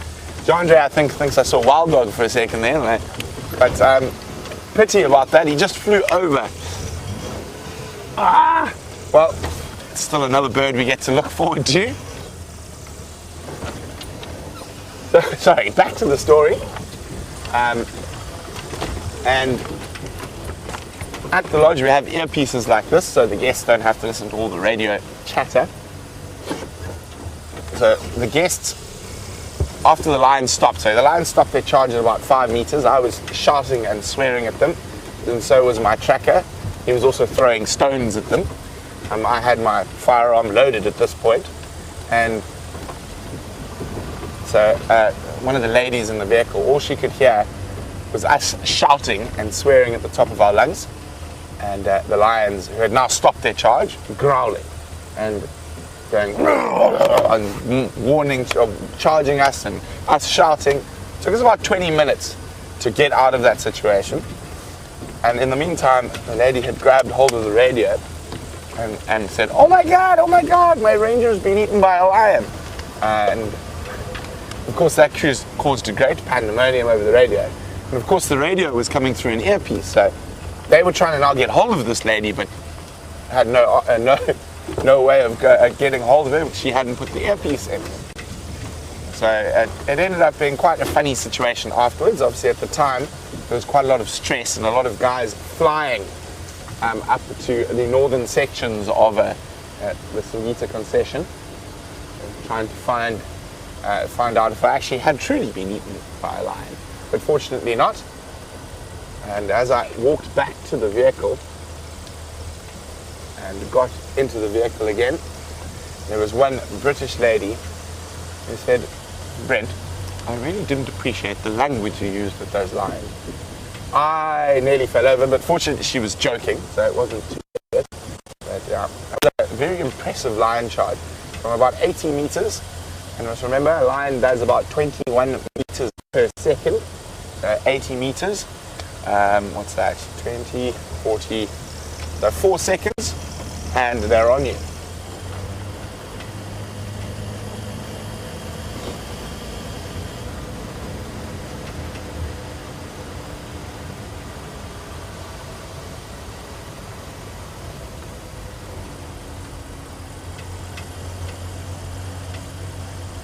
We don't often check this little river system, so I'm hoping we might find a leopard we don't know around here.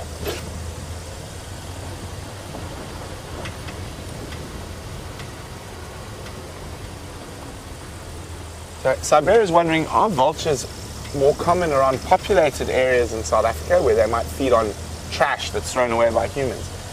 Not at all. Actually, they're even far more rare around populated areas. They are very, very, sorry, let's turn that down. They are very, very specific in their diet, very Catholic in their diet of meat. so they don't eat trash, our vultures. I think certain, or the one carrion eater, the marabou stork, can be found in eating trash quite heavily and in rubbish dumps all over Africa. And for example, the city of Kampala in Uganda has got thousands of them that line the rooftops, and they feed off all the human detritus that's left lying around.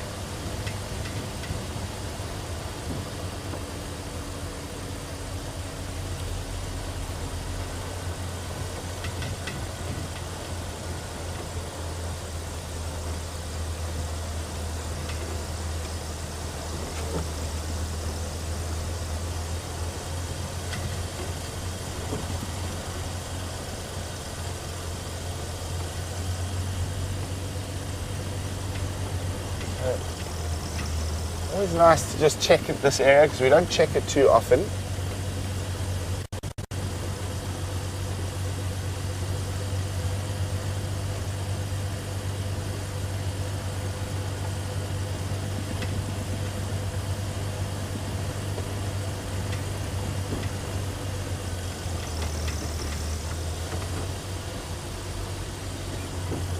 X-Ranga says that sounds like a typical POM response to my near-death experience with the lions, making a joke. And our English people called POMs in South Africa. They very much are called POMs and other things, but we're not going to go into that. It's a very rude. Oh, sorry. I just heard something on the radio.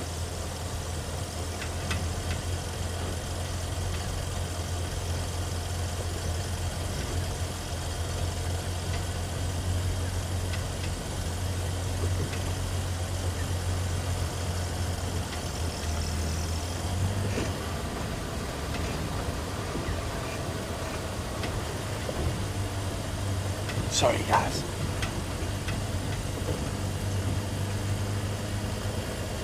F is there, visual from Gary Mann.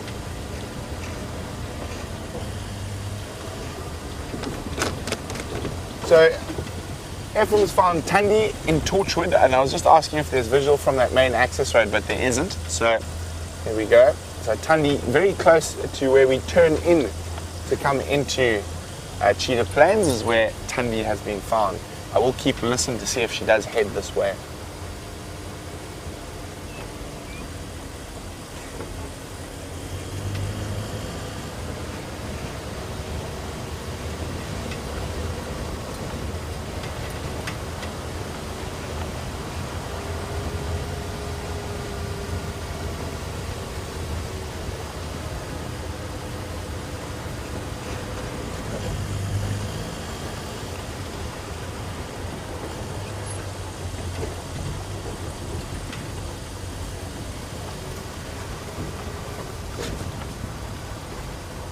So we have found female leopard tracks in this area that we think are Tundi's independent, unnamed cub.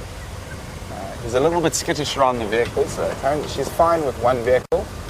And we're the only vehicle on Cheetah Plains at the moment. So we're gonna that's why I'm just checking this area a little bit.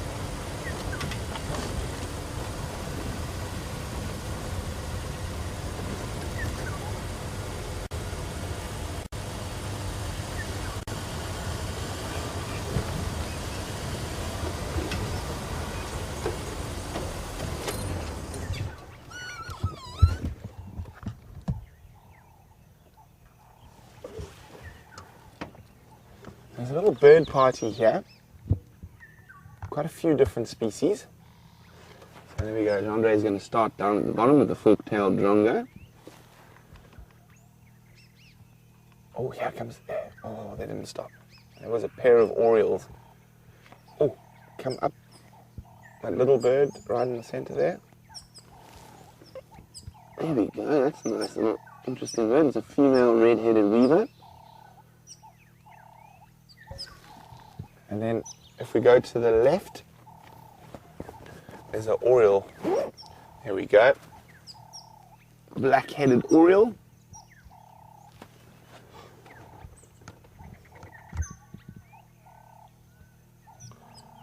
Oh, There we go. We're helping Sam out. He tried to show you one earlier, but it wasn't being as...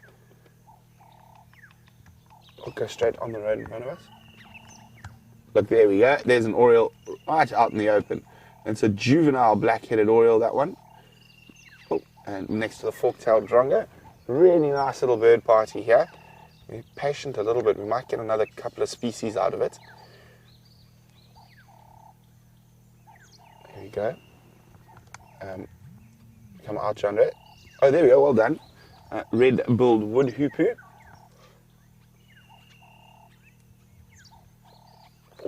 Just come out quickly. There's a bird. So, where's my hand? There. Come out a little bit to the right. To the right. And just hang on. I've lost sight of it now. Oh, that's gone. Is it a hoopoo? I'm going to go back to the hoopoo, yes. There's an African hoopoo, so we've had a green wood hoopoo and now an African hoopoo on the ground.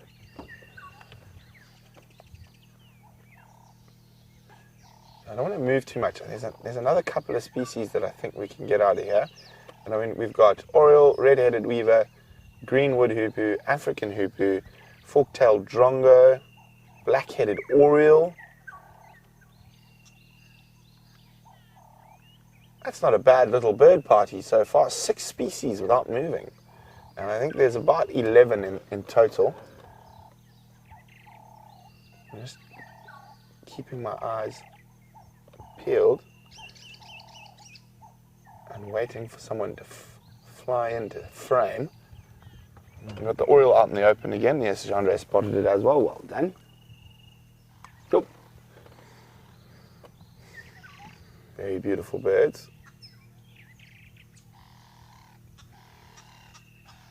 You can hear the green wood hoopoos start there cackling.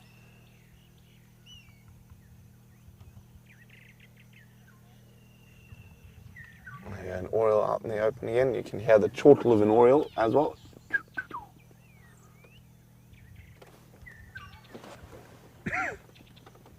Oh, we're going to have to go. Can you get him through the gap there, Jeandre, if you come out? It's a dead tree at the back. No, let's just try and move forward. Please don't fly, please don't fly. This should be species number 8, I think. It's a common scimitable. Oh. We'll get him now. We'll get him now. Am I looking? In this half dead, there he is, up the one beating a little bit lower. And there's the oriole's got a caterpillar. And he's just busy whacking that caterpillar.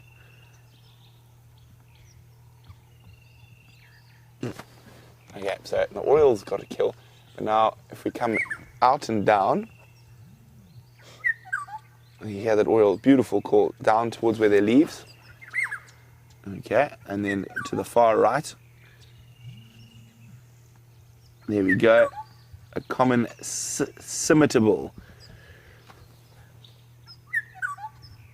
You can see how it's using that recurved beak, that scimitar-shaped beak, to get into the little holes and in between the bark of the tree to try to find any wood borer beetles or any other little creature.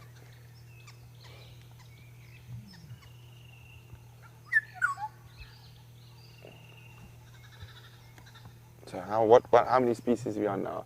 Scimitable greenwood hoopoo. Oh, the scimitable, there's another scimitable right in front of us. Might be a bit clearer, Jeandre. Right there. And no, to the right. Oh, there he goes. He flew off. Okay. Oh, there we go. Ooh, what's that? I can't really see now. It's like a woodpecker or something. No, it looks like a little... Where is that exactly? Oh, there. Okay, there we go. I would have said it was a little flycatcher, just judging by the shape. But I didn't get a good look.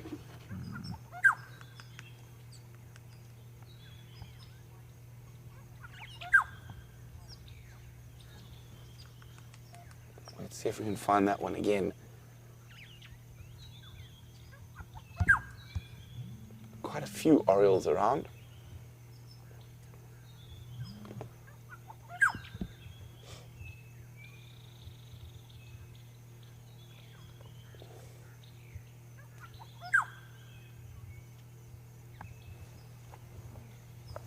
There's that black-headed oriole. Excuse me, sorry.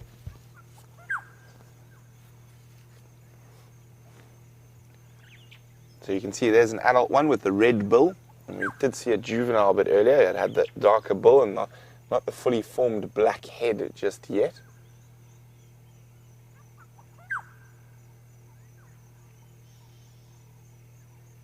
So we had fork-tailed jongo, African hoopoo, greenwood hoopoo, African scimitar bill, or common scimitar bill. Did I say black-headed oriole yet, Jeandre? Not on this list. Black-headed oriole. We had fork-tailed jongo. I think we got about 7 or 8 species. I can't remember exactly now. But unfortunately, the bird party is moving off.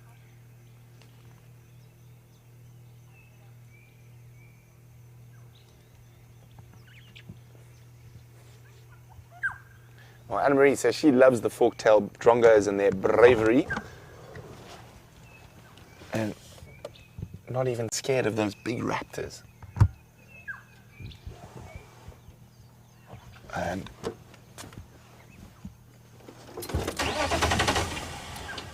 well, let's move on.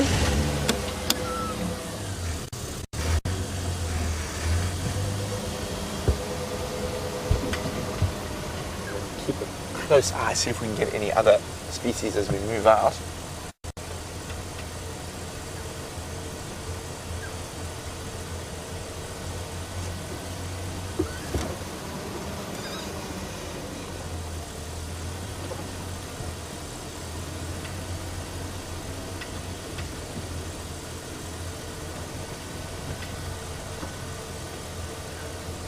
Well, James Richard says he knows they're not related, but sorry, I'm just having a fiddle here quickly. That old world vultures use sight to find food, and new world vultures, I'm presuming like turkey vultures, use smell. Could it be environment based? James, I'm afraid I don't know enough about the new world vultures to be able to have a definite answer on that. So it could definitely be environment based, but I'm afraid I think the only new world vulture I've ever seen was a turkey vulture on the highway outside of LA. So I can't really discuss too much. I'll have to look into that for you.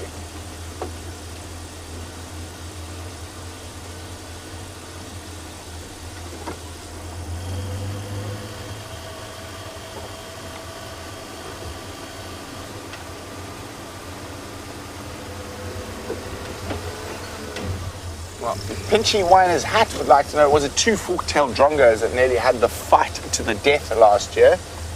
Yes, it was them. It was fork-tailed drongos, and it was with James and myself on quarantine. I can't remember who the cameraman was. Was it you? No, it wasn't. I think it was Brian or them.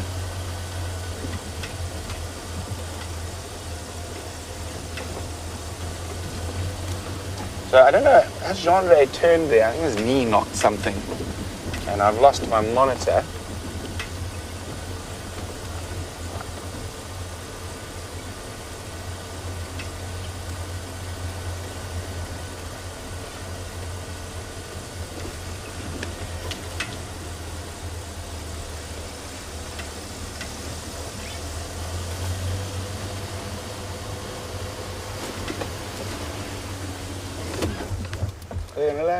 No. Yes, one does. Here we go, an African grey hornbill.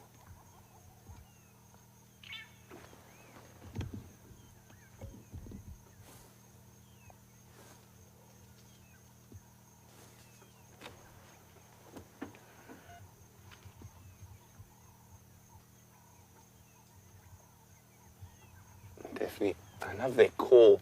It's very high pitched. Jeandre, about to walk into the road. There's a duiker.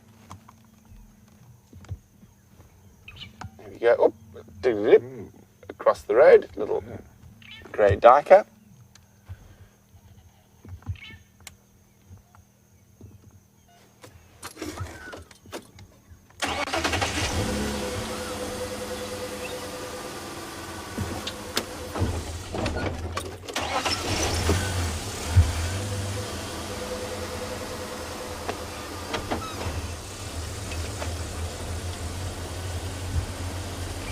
So I'm just listening to the game live.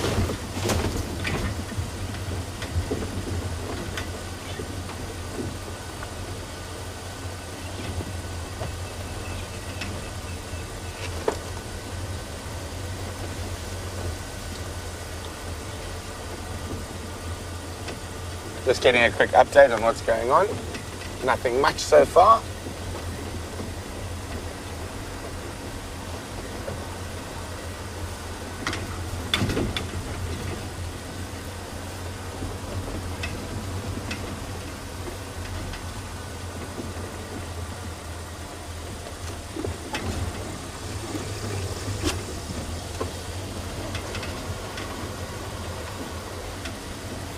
So I hear there's some great screenshots from the bird party. Well done. Hopefully, if anyone's just started their bird list, there were a few species to add there, and we'll keep checking for birds.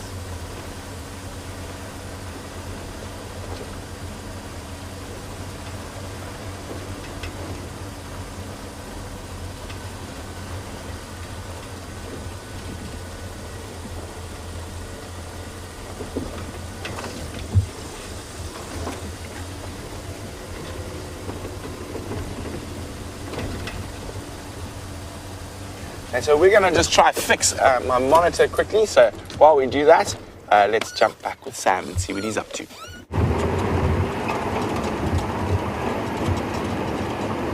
So the bush comes with many, many difficulties in terms of tech problems. You can imagine carrying a camera out here that then goes on the vehicle. There's quite a lot of maintenance to try and get this all to happen, from signal to presenter monitors, and it's all being worked on. We went back there and we had the magician Connor, who knows how to fix anything with the back of our signals or anything like that. So that's why we have such an awesome team out here in the bush, that we are able to bring you a nice 6 hours a day of live safaris out in the middle of the bush. So we've just gone back to camp, sorted out that problem. As you can see, we're back, we're alive, and we're doing well. We're going back towards the hyena den that we were at this morning, just in case it could be active again. We know that the hyenas were there a little bit earlier. Well, they weren't there a bit earlier, they were running around Sandy Patch area earlier, and potentially they could have killed a young impala ram. So let's go back there, see if they're eating on anything. Just go and study, have a little case study of what's happening. And then we'll go drive and see if we can find tracks of Jeandre. Lots of elephant tracks heading off in these different directions.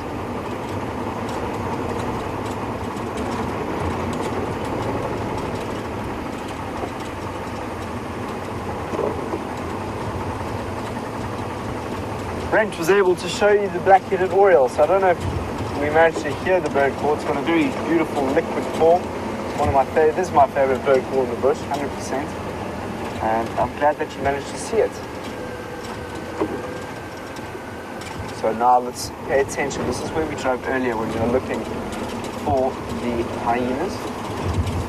Very well be here somewhere. Just going to look through this thicket. We're going to go towards the den, but you never know, they could be running through here.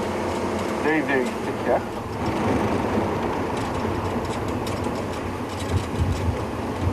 So we're on our way to Treehouse Band, but we had to come back. So that's actually just given us an opportunity to come back to the hyena den, which I know a lot of people are quite excited to see more of the hyenas.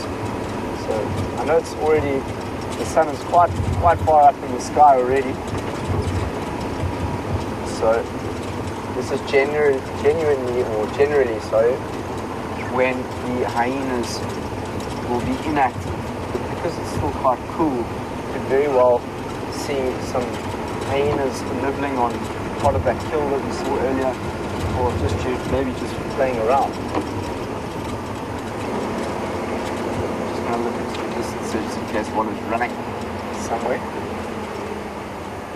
There's a significant path here that I often find with the tracks of our hyena moving off towards the den. It's good to look at the animal path. So that's another, we were talking about tracking this morning. When you're out here, have a look at some of the animal paths that have been created where, where leopards and many buffaloes and that sort of stuff will walk and continue to make these paths more significant. And that's where you have a better chance of seeing something out here. So, as I said, everything has its own memory out here in the bush. We're just going to try and access that memory of the area to learn more about the habits of different animals out here. And I've been here, 5, 6 weeks, and I really feel like I'm growing with the land here, learning more about what this land is telling me.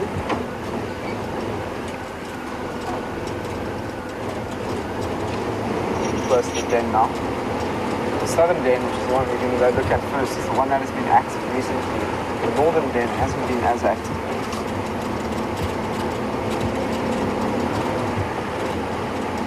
Can't see anything through that thicket. I heard she managed to see a bird party there as well. That's very cool with Brent.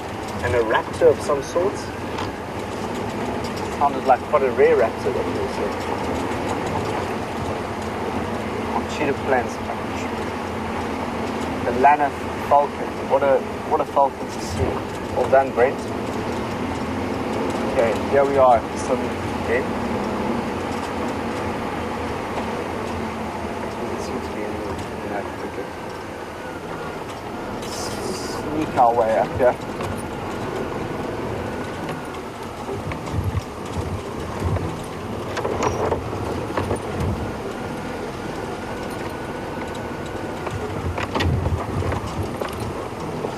Quiet to see if I can hear any rustles around here.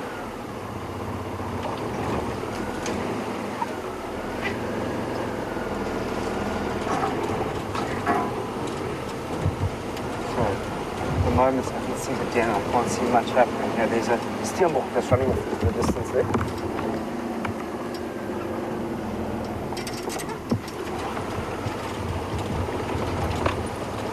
Managed to see a little flash of that steelbok as it jumped off into the distance. Here's the den, so we can show you that it was inactive. No, it's not. It's in the parlour there. The female parlour that's walking through the thicket there. Quite a dangerous, there's two of them. Quite a dangerous place to be lurking if there are hunters anywhere. Look to the side. On the other side.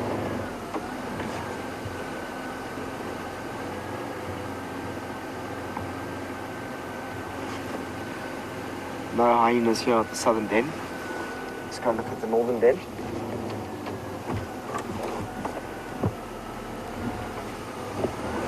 Clouds are forming, quite an interesting look there.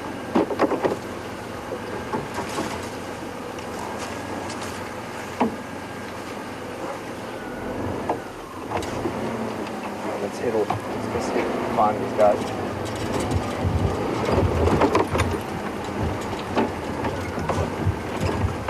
For some reason I've seen so many steenbok recently. They're normally quite a secret antelope. Quite difficult to spot at times. I've seen quite a few of them. Especially on the Cheetah Plains. There's that one steenbok I was with the other day that I stood with for about 5 minutes and it looked like a statue. It didn't move a muscle. So you either see them in a position where they look like a stone, hence the name steenbok, stone. Okay. You either see them in a position where they are very still or in a position where they are jolting through the bush, like we just saw now, which you managed to see that big flash of it.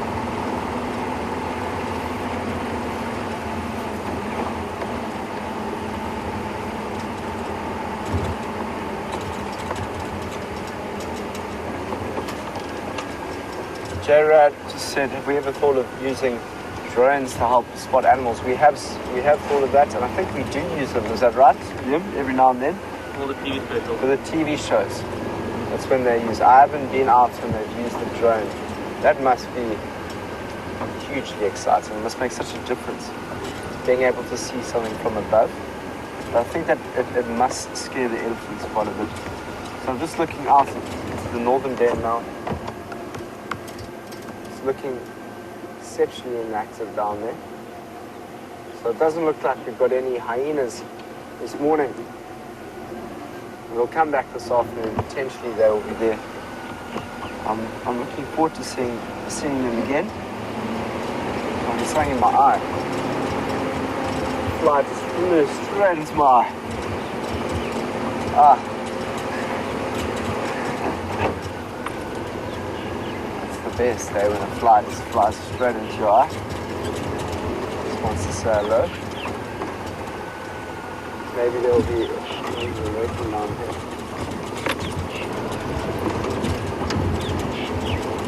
I've got a feeling.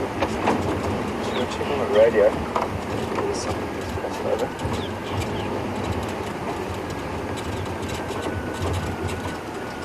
Stations, I've been down for about 15 minutes. Is there any updates for Vietnam?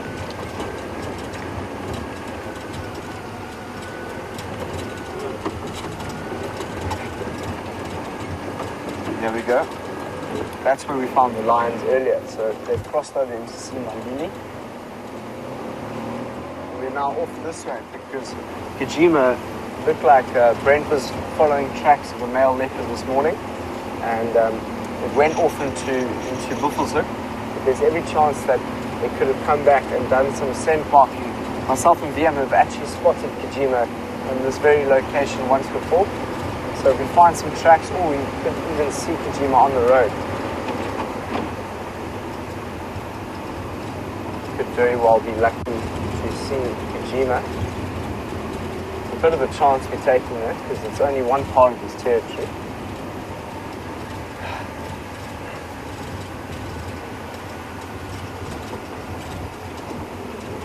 It smells like something has died in this area. While we carry on in this area and see what we can find. Let's go see how Brent's doing.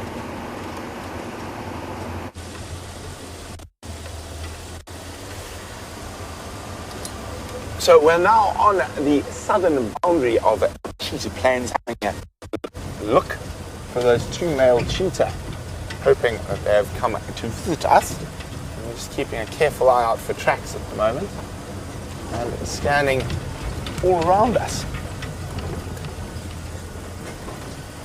So unfortunately that Birmingham boy we had last night has walked straight through Cheetah Plains and gone to the west. So he is unfortunately no longer within our traverse area.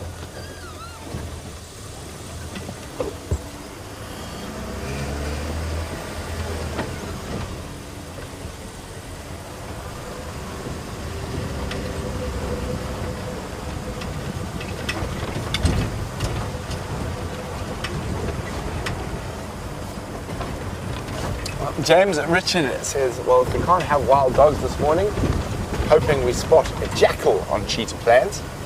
Well, as far as I think I've heard, Sam is jinxing the jackals. Every time he mentions the word jackal, we don't see any. So hopefully, we might have some luck.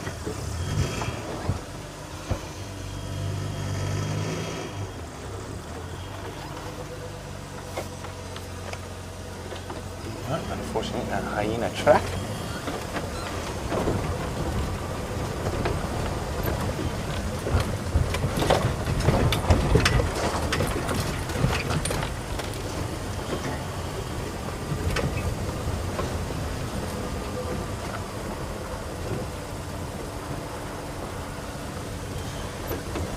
Well, Aaron from the land of the long white cloud says, thanks for the bird party. It's taken his bird list up to 48.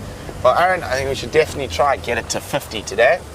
And we will be keeping an eye out for any birds that might add to your list.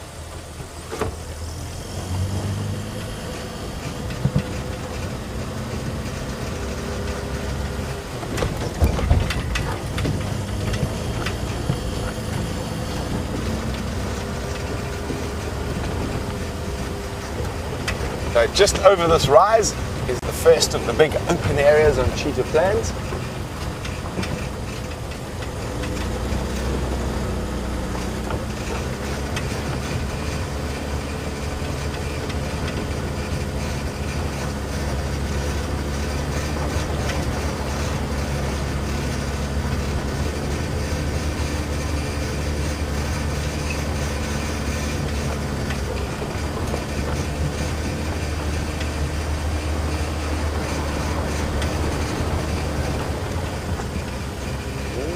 No.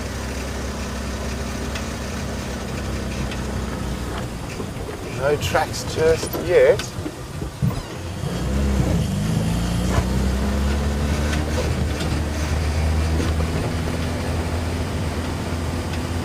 Just some buffalo tracks.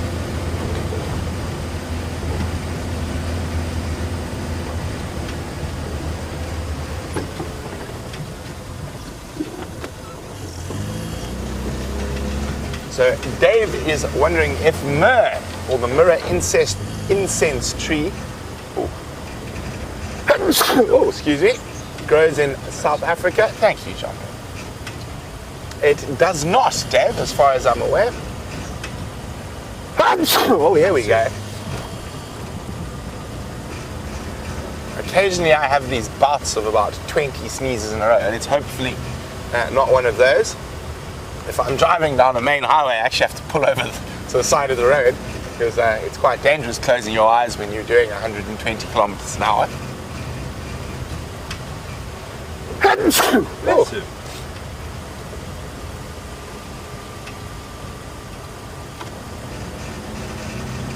Okay, so we're about to get to that first big open plain, and hopefully we'll be able to glass and find some. Oh, here we go. Jeandre thinks this is quite funny. Let's see if I can think my sneeze away.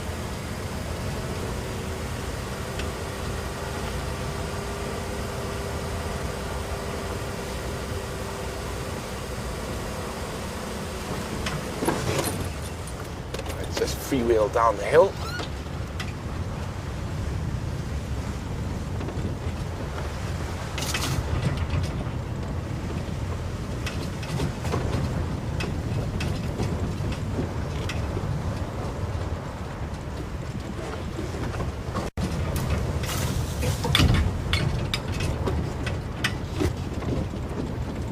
Okay, here we go. We're on Norman's patch.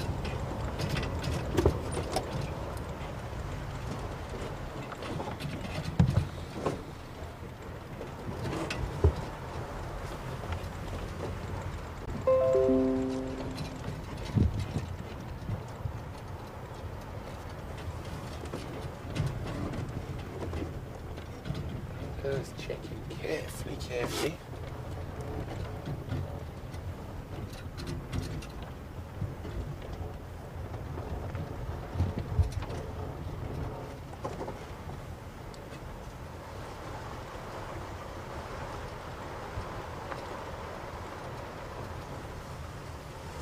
This looks like a good spot to stop and scan the plains.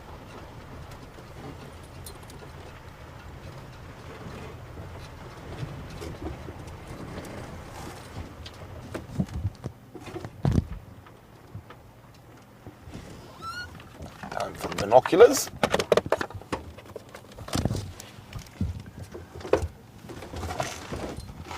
So, where the cheetah were lying yesterday was way over there on the other side.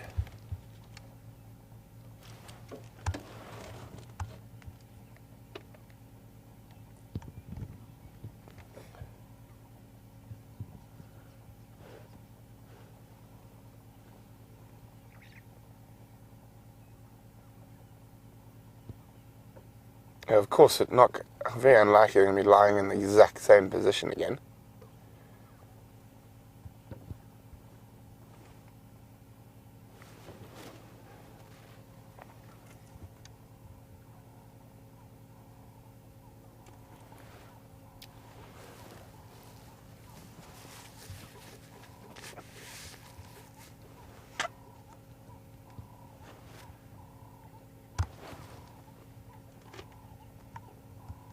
looking for any shape that looks slightly out of place.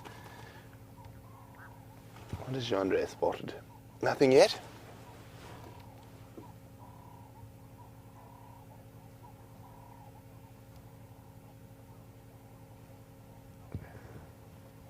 Well, Brandon was wondering whether there are any updates on the cheetah. Brandon, I will let you know shortly. We are looking for them as we speak. Let's move a little bit further down the plains and see what we can spot something from a different vantage point.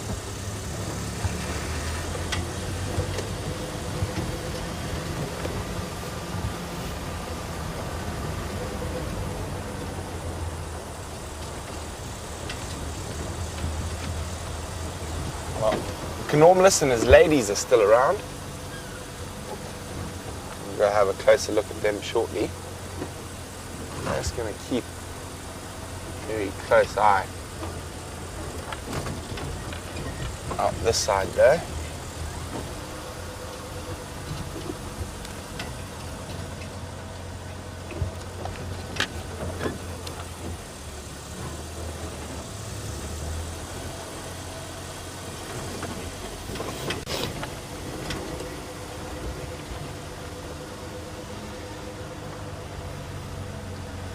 You should always go really slowly through these areas, not rush. Check every little half chance.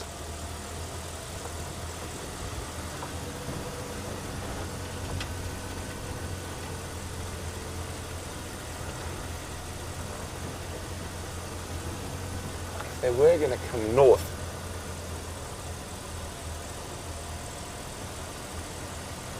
likely to come north following the edge of this little river system.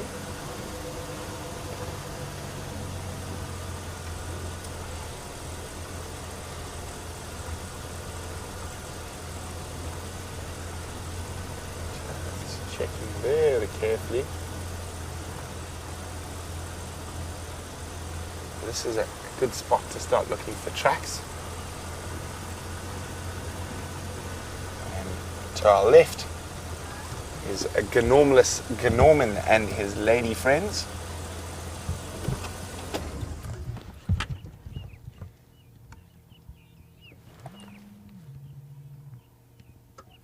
There they are. So, Gnormless doing well, keeping the ladies around for a bit. Right. We're going to keep checking along this southern boundary all the way through to Kruger. And while we do that, let's go see what Sam's up to.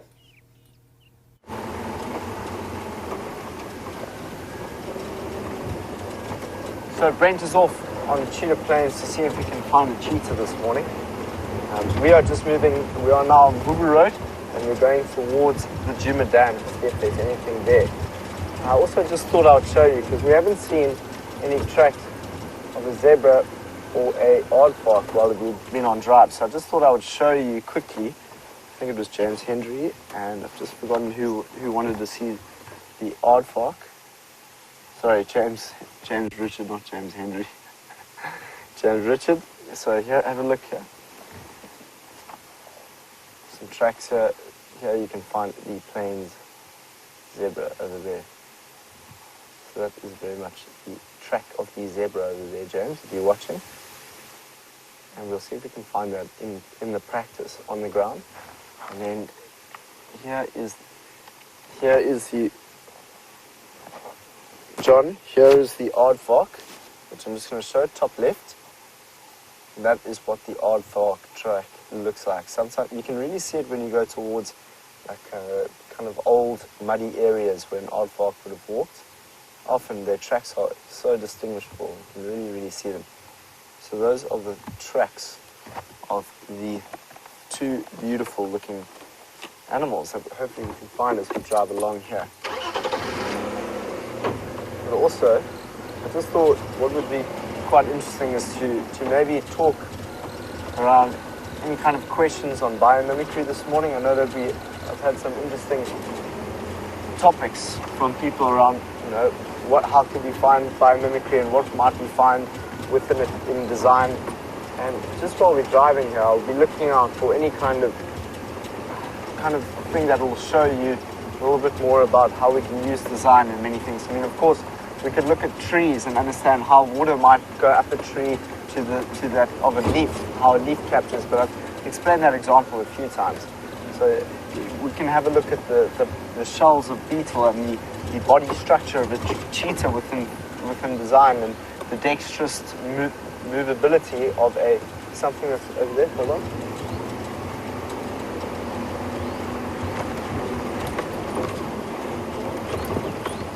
There's a whole group of warthogs that are moving there. You can just see them through the thicket. There's one there, you can see it. Are you able to see it? It just moved off. You can just see the ones walking there. There they go. So that, what you saw there, I just saw that in the corner of my eyes, is that tail flicker and help the youngsters, which there were quite a few piglets there, to help them navigate themselves through the bush. And there's an amazing looking male Jeandre.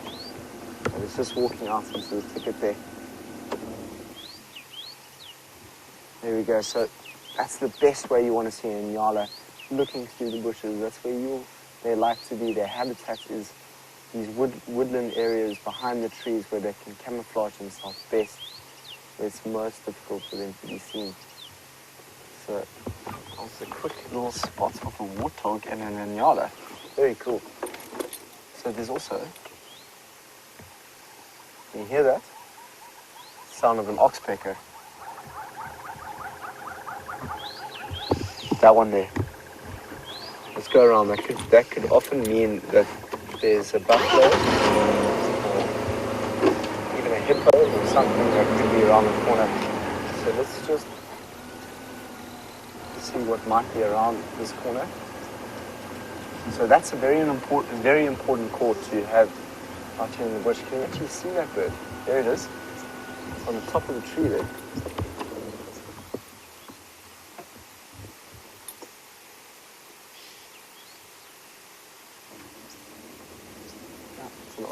So let's go down.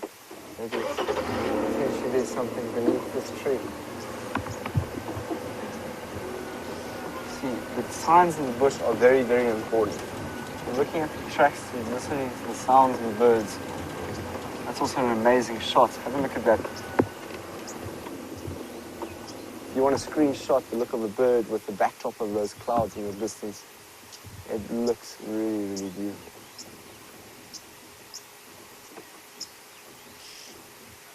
That's your red-billed oxpecker.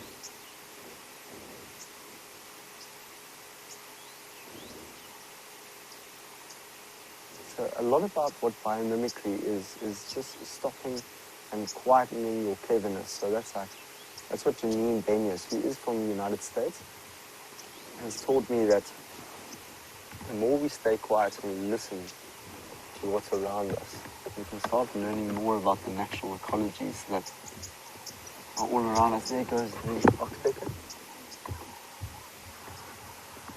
Biomimicry is basically just another word for learning a little bit more. There goes a red-billed buffalo weaver with a whole bunch of twigs in its mouth into the distance, probably going off to its nest. That was cool. Great film from Wium there. So essentially biomimicry is just quietening one's cleverness and stopping to think about what you know. If there's anything that you think you might know, it's just about coming out into the bush and learning more about life. That's it, It's such a complicated word for such a basic thing. It's just about reducing all your assumptions that you have made and just stopping and starting to listen more to the different ecologies that are out there. Here comes the red-billed buffalo weaver again. Looks like they are collecting things from here. We're going to see another one coming. There's the one there that's flying there. That could also actually be fork-tailed Jeandre that I'm seeing there. That's a fork-tailed Jeandre that just flew into that tree there. There's another bird that's just below there. You can't quite see it at the moment. Awesome.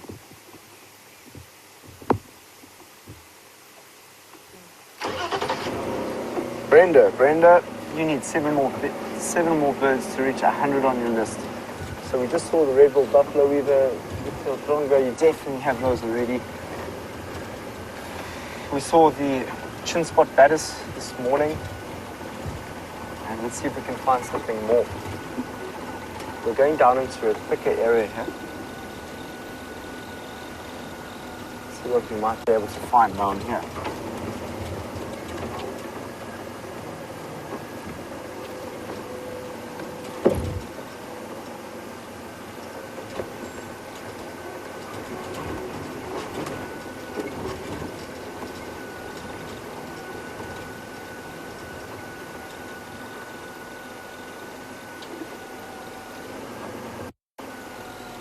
Aqua's just asked the question, asking me, Sam, what has been the field of presenting? What has been the most unexpected part of just starting this? If that was the question, I think that was it from Aqua. And what have I learned? So what did I learn that I didn't expect to learn? That's a great question, Aqua. You know, for me, I wanted to really learn about how we can put things into practice, so learning theory. So I've learned all these theories from Gaia theory to deep ecology, systems thinking at university and all of that.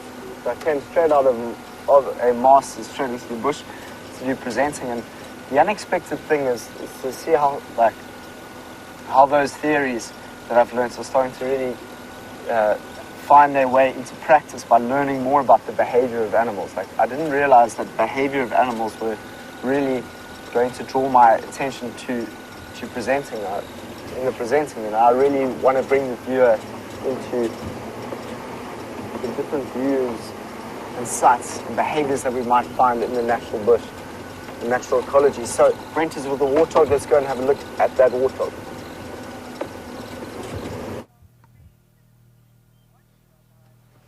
Well, there's a big pig leaving Cheetah Plains and going to Kruger.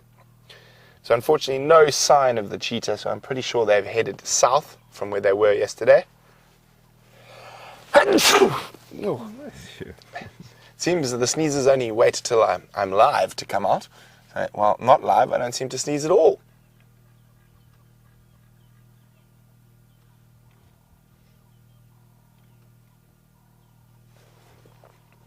So nice big warthog.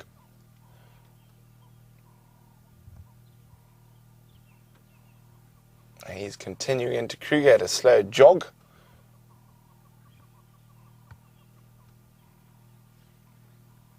Being followed by a male impala.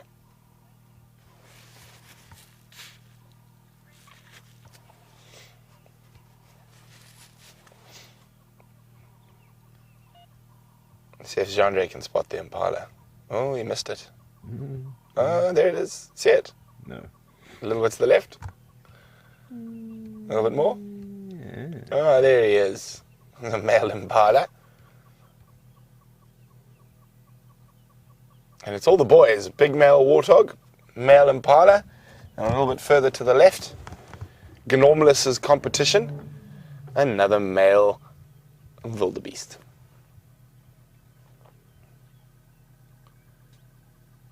So Snoop is wondering how big the open areas of Cheetah Plains are. I'd say they're probably in total around 150, maybe 175 hectares. They're probably close on 200 acres.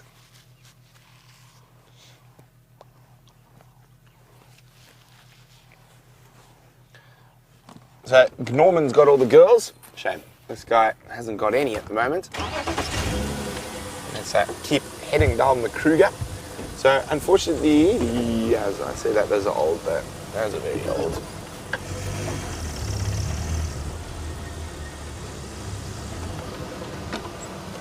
Yeah. Very old cheetah tracks going into Kruger, barely visible in fact. So we're going to keep checking, and I'm hoping maybe we'll get some luck right along the northern section of Cheetah Plains. Maybe in Kanyini we'll come down for a visit. But while we do that, Sam has got something who definitely doesn't like seeing leopards.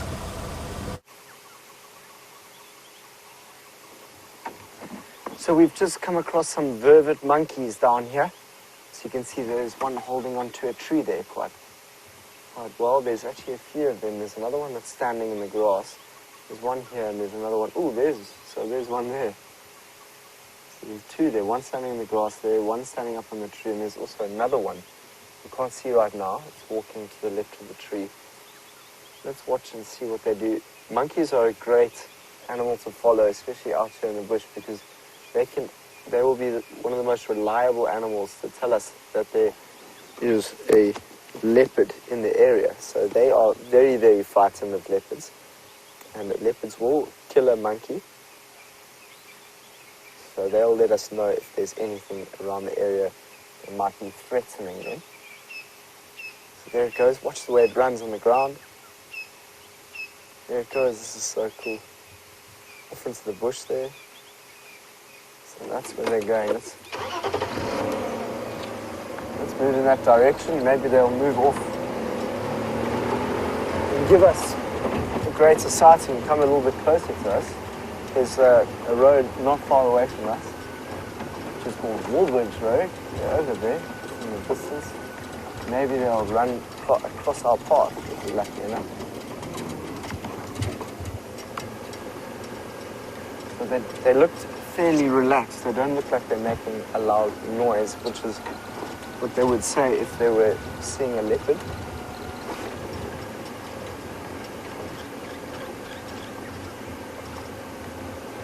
James Richard is asking, is there any biomimicry to looking at the hooves of an antelope?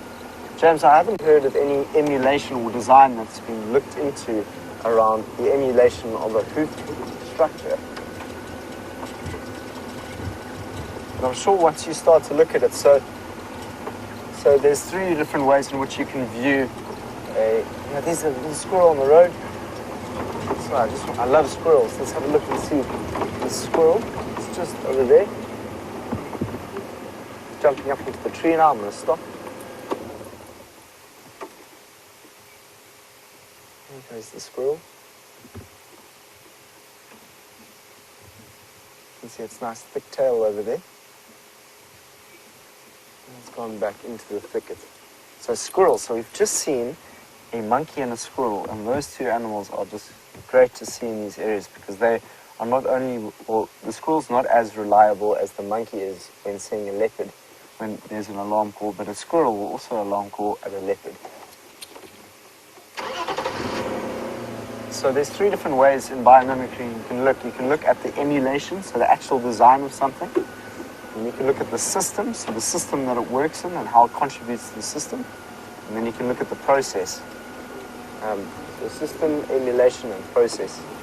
Or function, what is the actual function of that? So process is another word to say for it is the function. What function does it provide for the animal, and how might that be something positive to learn from?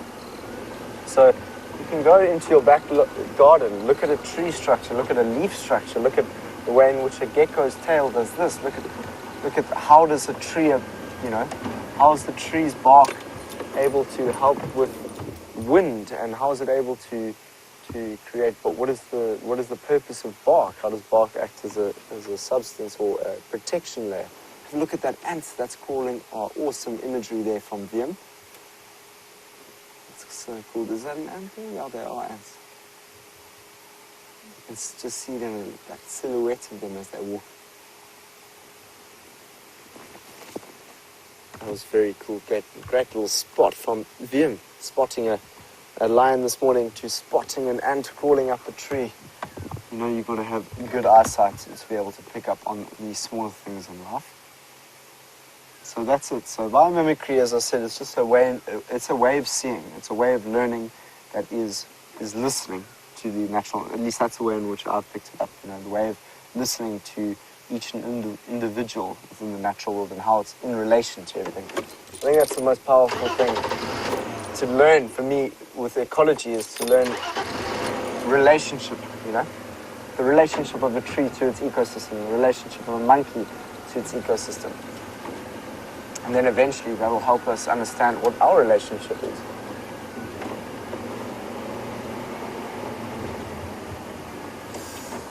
J. Rad would like to know what other animals would prey on a leopard.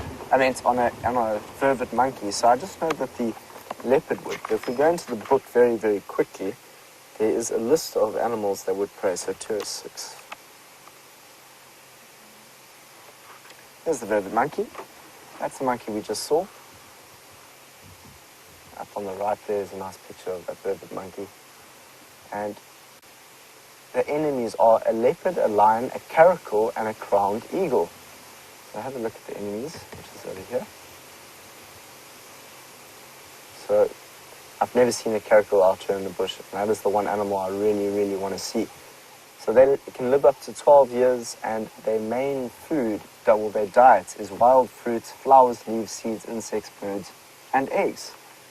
And they are diurnal animals, so they'll be moving during the day. So what we're going to do is, maybe we get to see the vervet monkeys again if we go up Warthog Road. Because they were moving in a southerly direction, so that could be exciting to see that monkey again. And, you know, just going back to that conversation on biomimicry that we were having earlier, is that, you know, my first reaction to biomimicry was the design aspect. Was like, how do we look at a kingfisher's beak that then could be designed to the front of a train to create a train that's more efficient if you're moving through tunnels and all that sort of stuff, which they've done. If you look up the kingfisher's beak in biomimicry, it's fascinating to see what they've designed from that. But then I just went further and further within that. So it started from the design aspect, and then I went into the ethos of it, and that's essentially what I was going to do my master's in 2 years ago, around the ethical dimensions around biomimicry, and basically what is the philosophies behind the designs, which for me is the most important part of it. And you start learning a little bit more about biophilia, you know, all these big words for something that just make a little sense. Biophilia is love, you know, like biophobia is like I was scared, like our phobia. You know what a phobia is? Scared of something, the fear of something. Biophilia is the love of something. So when we're children, it's said that our biophilic tendency to the natural world is much greater, and we kind of lose that as we grow older, because, or some say it's the education system that kind of pushes us away from that biophilic tendency. There's some impala over here.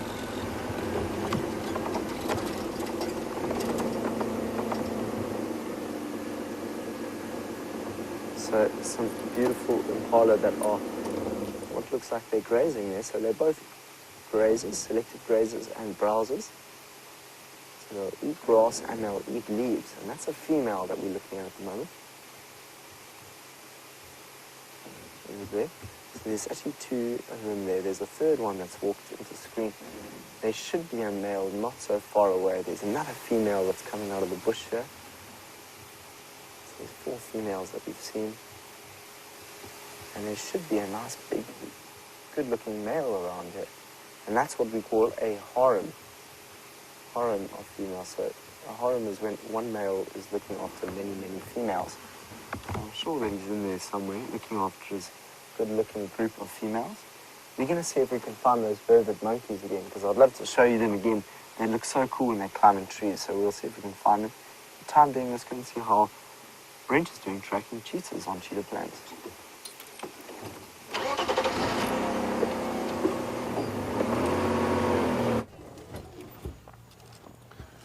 Well, there's a big grey bottom of a large musk bull.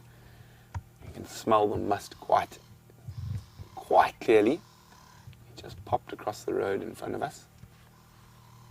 It looks like he found something that he wants to snack on. Now, he is in quite a thick area, so we're not going to off-road for a musk bull in an area like this.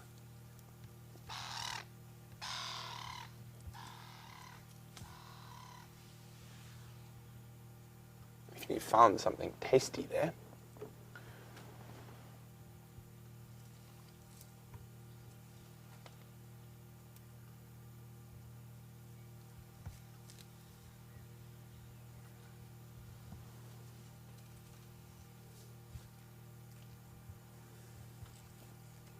I do like these big balls. Quite a nice set of ivory. We can't really see it through the bushes, but it looks nice and long and even. You see that glimpse of white every now and then.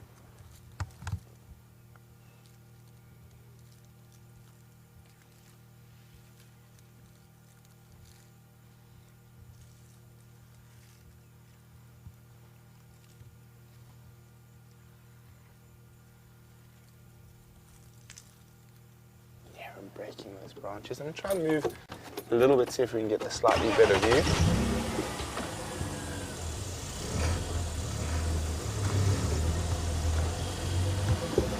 Just say when if you get a good gap, Jeandre. Yeah, probably the best for you. Jan would like to know, do elephant tusks grow from their skull? Well, they do grow from inside their skull, and about a third of an elephant tusk is actually inside its body that we can't see.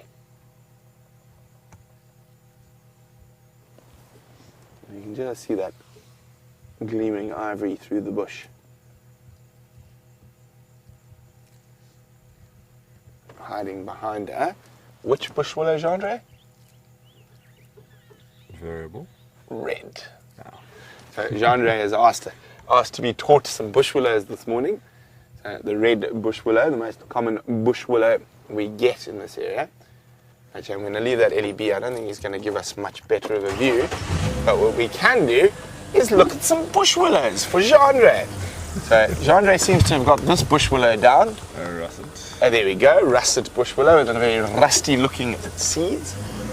But let's find the red bush willow quickly, or a leaf of one at least.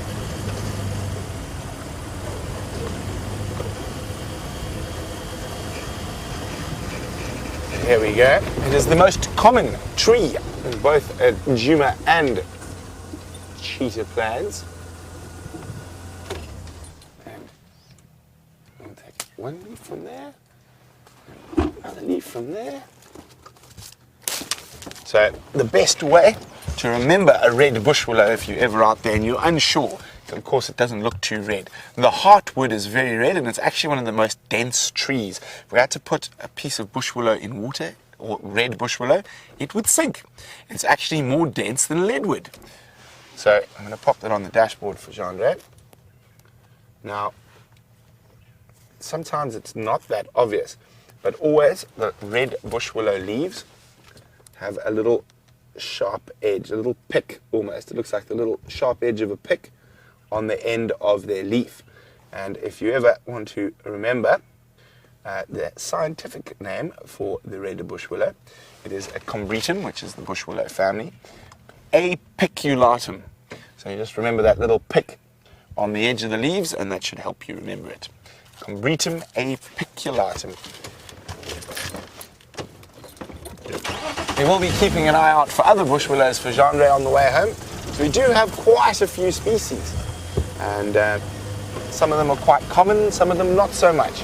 But probably the three most common that we see regularly are the red, the variable, and Leadwood. leadwood, but and the russet. So there's the four most common. The leadwood is also a bush willow.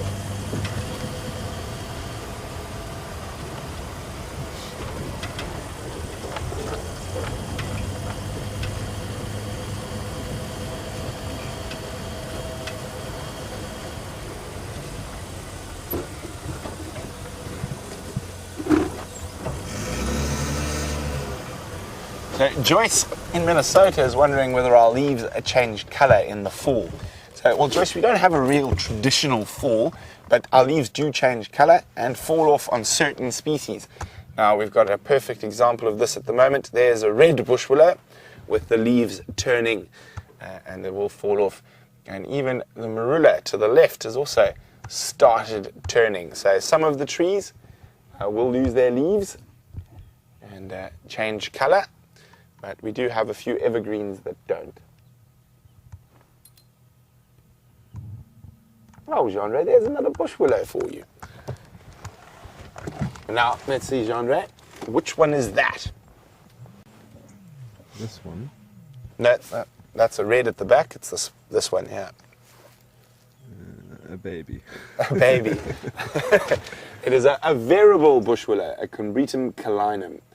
Called variable because it has variable sized leaves and variable sized fruit, and can quite often be confused with the large fruited bush willow, which has very big leaves and very big fruit.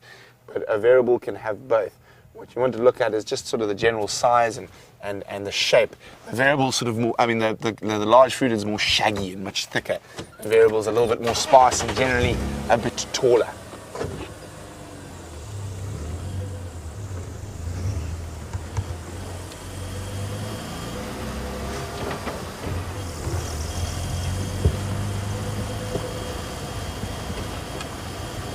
Now there are a few of the, well, not rare, but rare in our area Combretums that we can look for. One is called Combretum erythrophyllum, and that is the river bush willow. And then one of my favorites is Combretum molle, which is the velvet bush willow. And the leaves are very velvety and silky.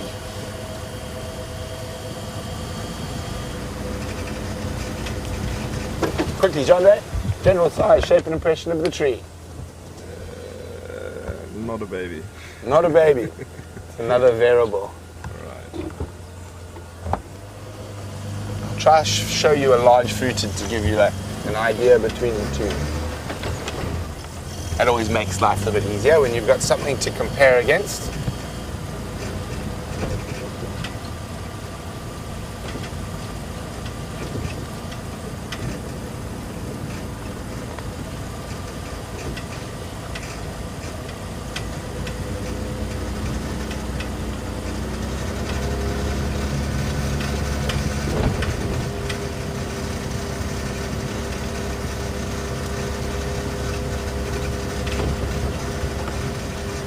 As I was saying, we don't really have that sort of fall and spring period. We go straight from sort of, we've got really two seasons. We've got wet and hot and dry and cold. So we have a sort of a winter and a summer. But in terms of seasons, it's much easier to discern the seasons out here in Africa as wet and dry.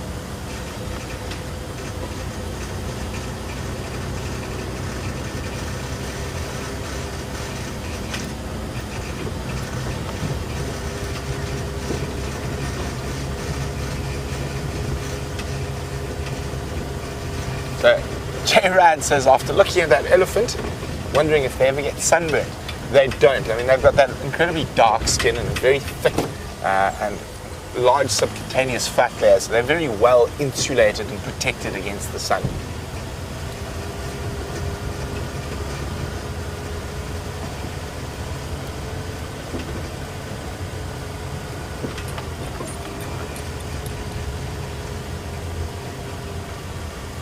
And you'll notice our leaves will turn at different times depending on rainfall.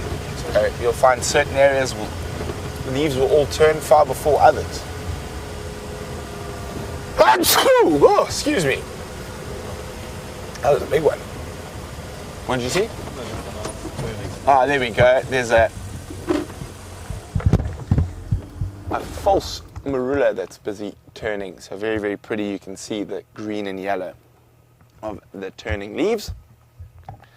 While we continue on to try find a large fruited bush willow for Jeandre, let's go see what Sam's up to.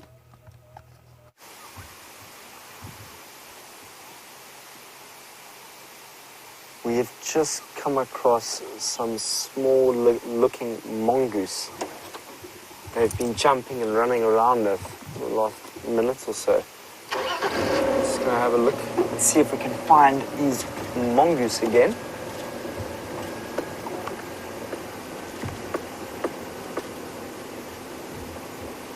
Stop for us.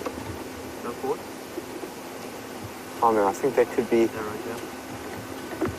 There they are. We found them. They're just at that hole there. Well, for the time being, we've got a squirrel on the right. It's just left us. Still there. You can still see it.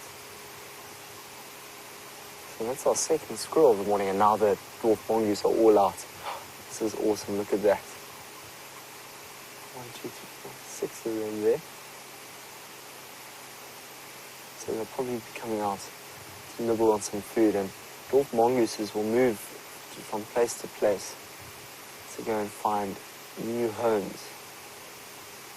That helps them. The diversity of homes helps them get away from the different predators that like to follow them. If there was an owl that kept on coming here, they would slowly kill off all these little mongoose. And it seems that they've just found a home here. I love dwarf mongoose. They're very, very interesting creatures.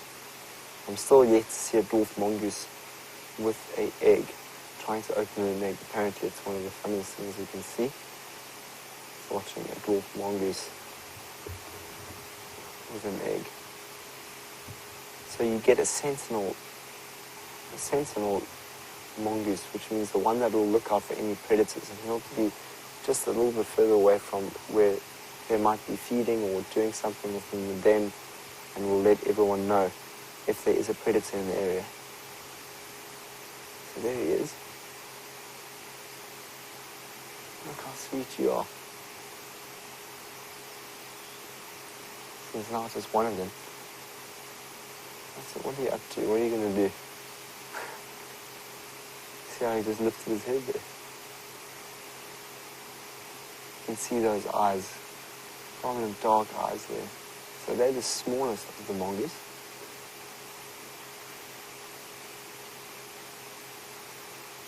So their feeding habits, they like to eat all sorts of insects and all the different things out here in the bush.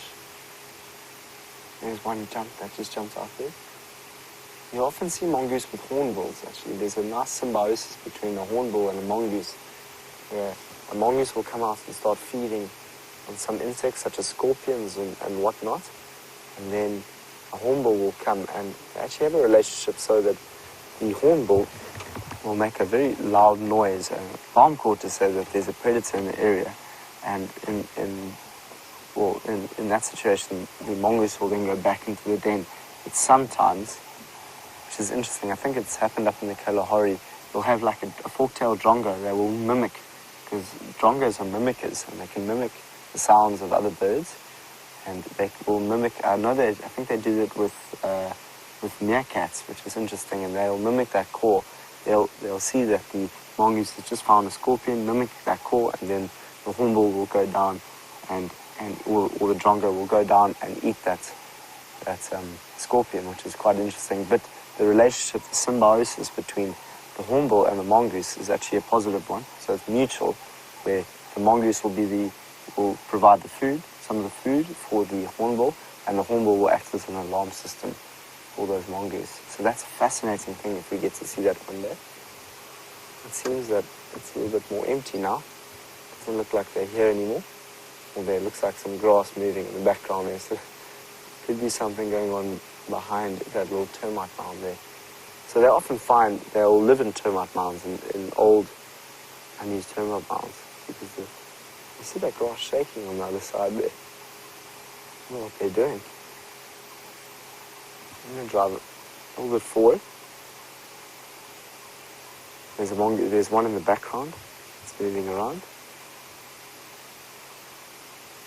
So they have to be careful of all sorts of predators out here. I'm actually going to have a look here in the dwarf mongoose. I'm going to show you, because I know someone wanted to see the track of a mongoose. So let's show you the track of... It was James Richard that wanted to see tracks of a mongoose. There we go. So if we go down to the mongooses here, yellow, slender, Cape Grey, white-tailed, dwarf mongoose there. At the bottom is the dwarf mongoose. So that's the track of the dwarf mongoose. Very, very small. It's only around plus minus 2 centimeters, where you'll find that the other mongooses are quite a lot larger. The one that we see at night time, we often see it on the road, is this one, the white-tailed mongoose. And that's what we would have seen the other day, James. If you're here, we would have seen on the road the white-tailed mongoose. So, slender mongoose is this one over here, which is the gregarious, the mongoose that lives in groups such as the one that we're looking here at the dwarf mongoose. And there's actually an interesting little thing that they say about slender mongoose is that if you on your way to work, it doesn't matter where you are. If you're on the way to work and the slender mongoose crosses your track, you have to go all the way back home because something might have happened at home. So whenever, even if you're off to the shops and the slender mongoose runs across you, it's a sign to say go home. So it's an interesting little story about that. But I just thought, let's maybe also have a look while we're here. Have a look at the watering hole here. See if there's any birds on the side there while I quickly go and get onto the page of the dwarf mongoose. And then we can learn a little bit more of the dwarf mongoose while we're here with it.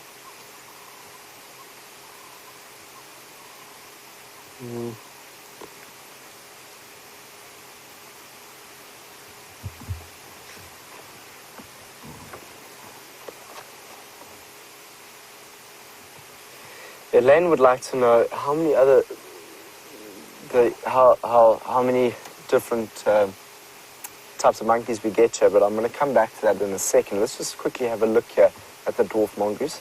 You can see the track then again here, so it's plus minus 2.5 centimeters. And interestingly, let's have a look at the type of food that they eat.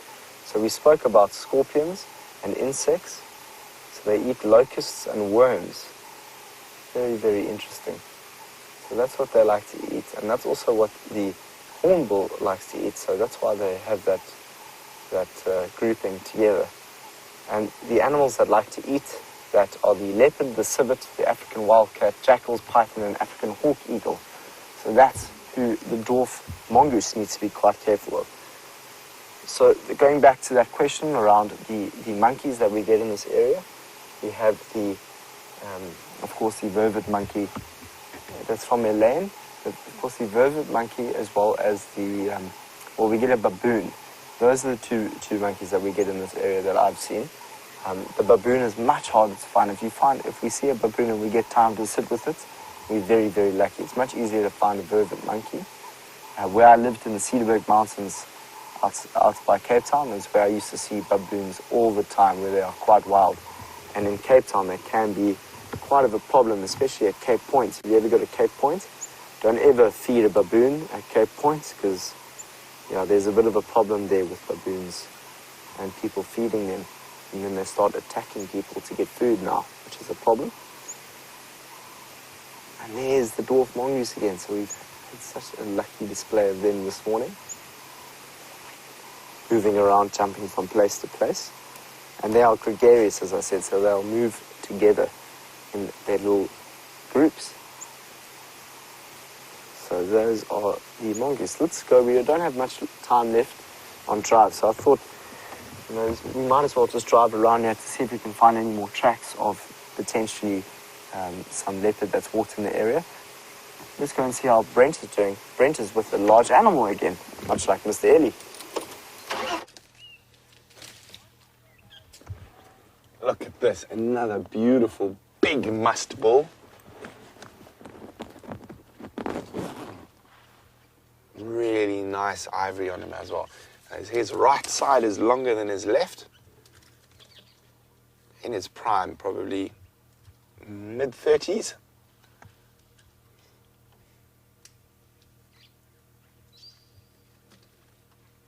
He's got a very distinct hole in his ear there. There you go. And a little nick, a sort of triangular nick and a hole.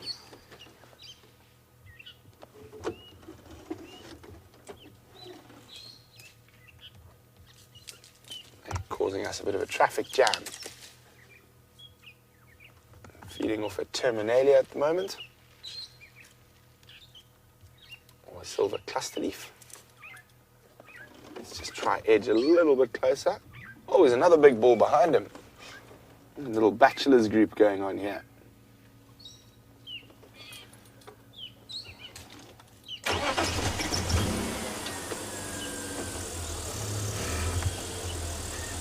What a wonderful way to end this sunrise safari with some big ellie bulls.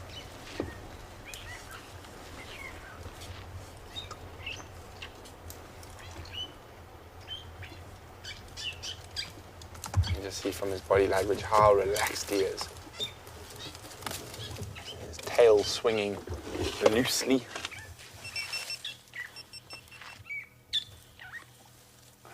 Lovely big bull. Oh, look at that ivory.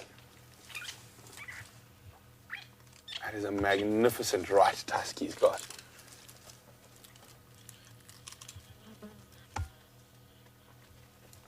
Oh, quite long, I'd say, sure.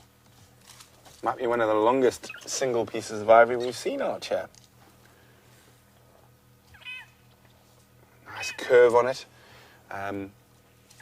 I would guess that's probably, it's quite a bit over a meter. That's probably close to 1.5 meters.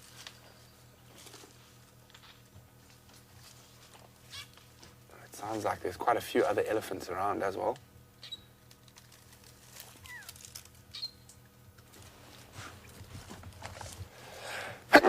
Oh, excuse me. It's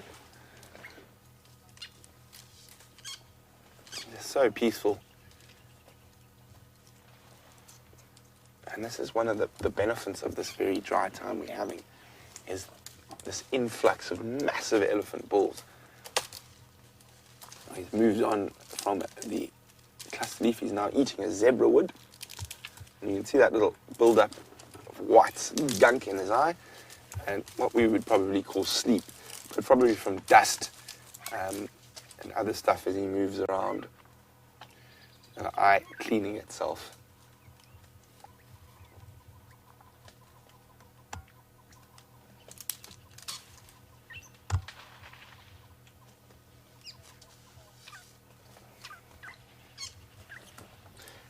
Tomorrow would like to know if this is the same elephant with a hole in its ear that we've seen before. I've never seen this guy before. Jeandre, while I've been away, have you seen him? No, Jeandre hasn't seen him either. And he's a nice big ellie.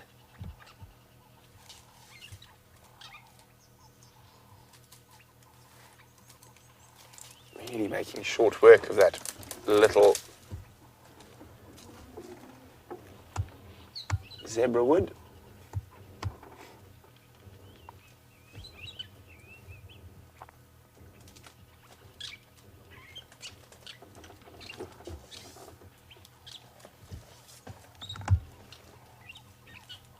Big bull like this eats around 200 kilograms of vegetable matter in a day. That's over 400 pounds of food. And keep a monster like this in good condition.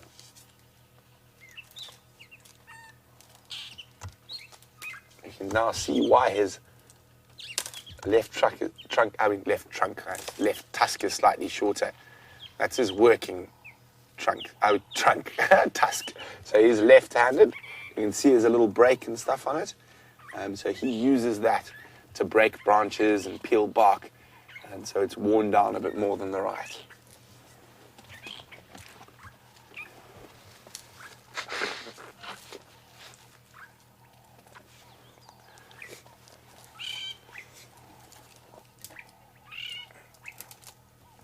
There we go. You can see him utilizing that left tusk there. But what a wonderful way to end the sunrise safari. But Sam and I will be with you in a few short hours for the sunset safari, and hopefully we'll have lots more big ellie bulls and other creatures around. And for the last little bit of the sunrise safari, let's have a look at this wonderful big bull.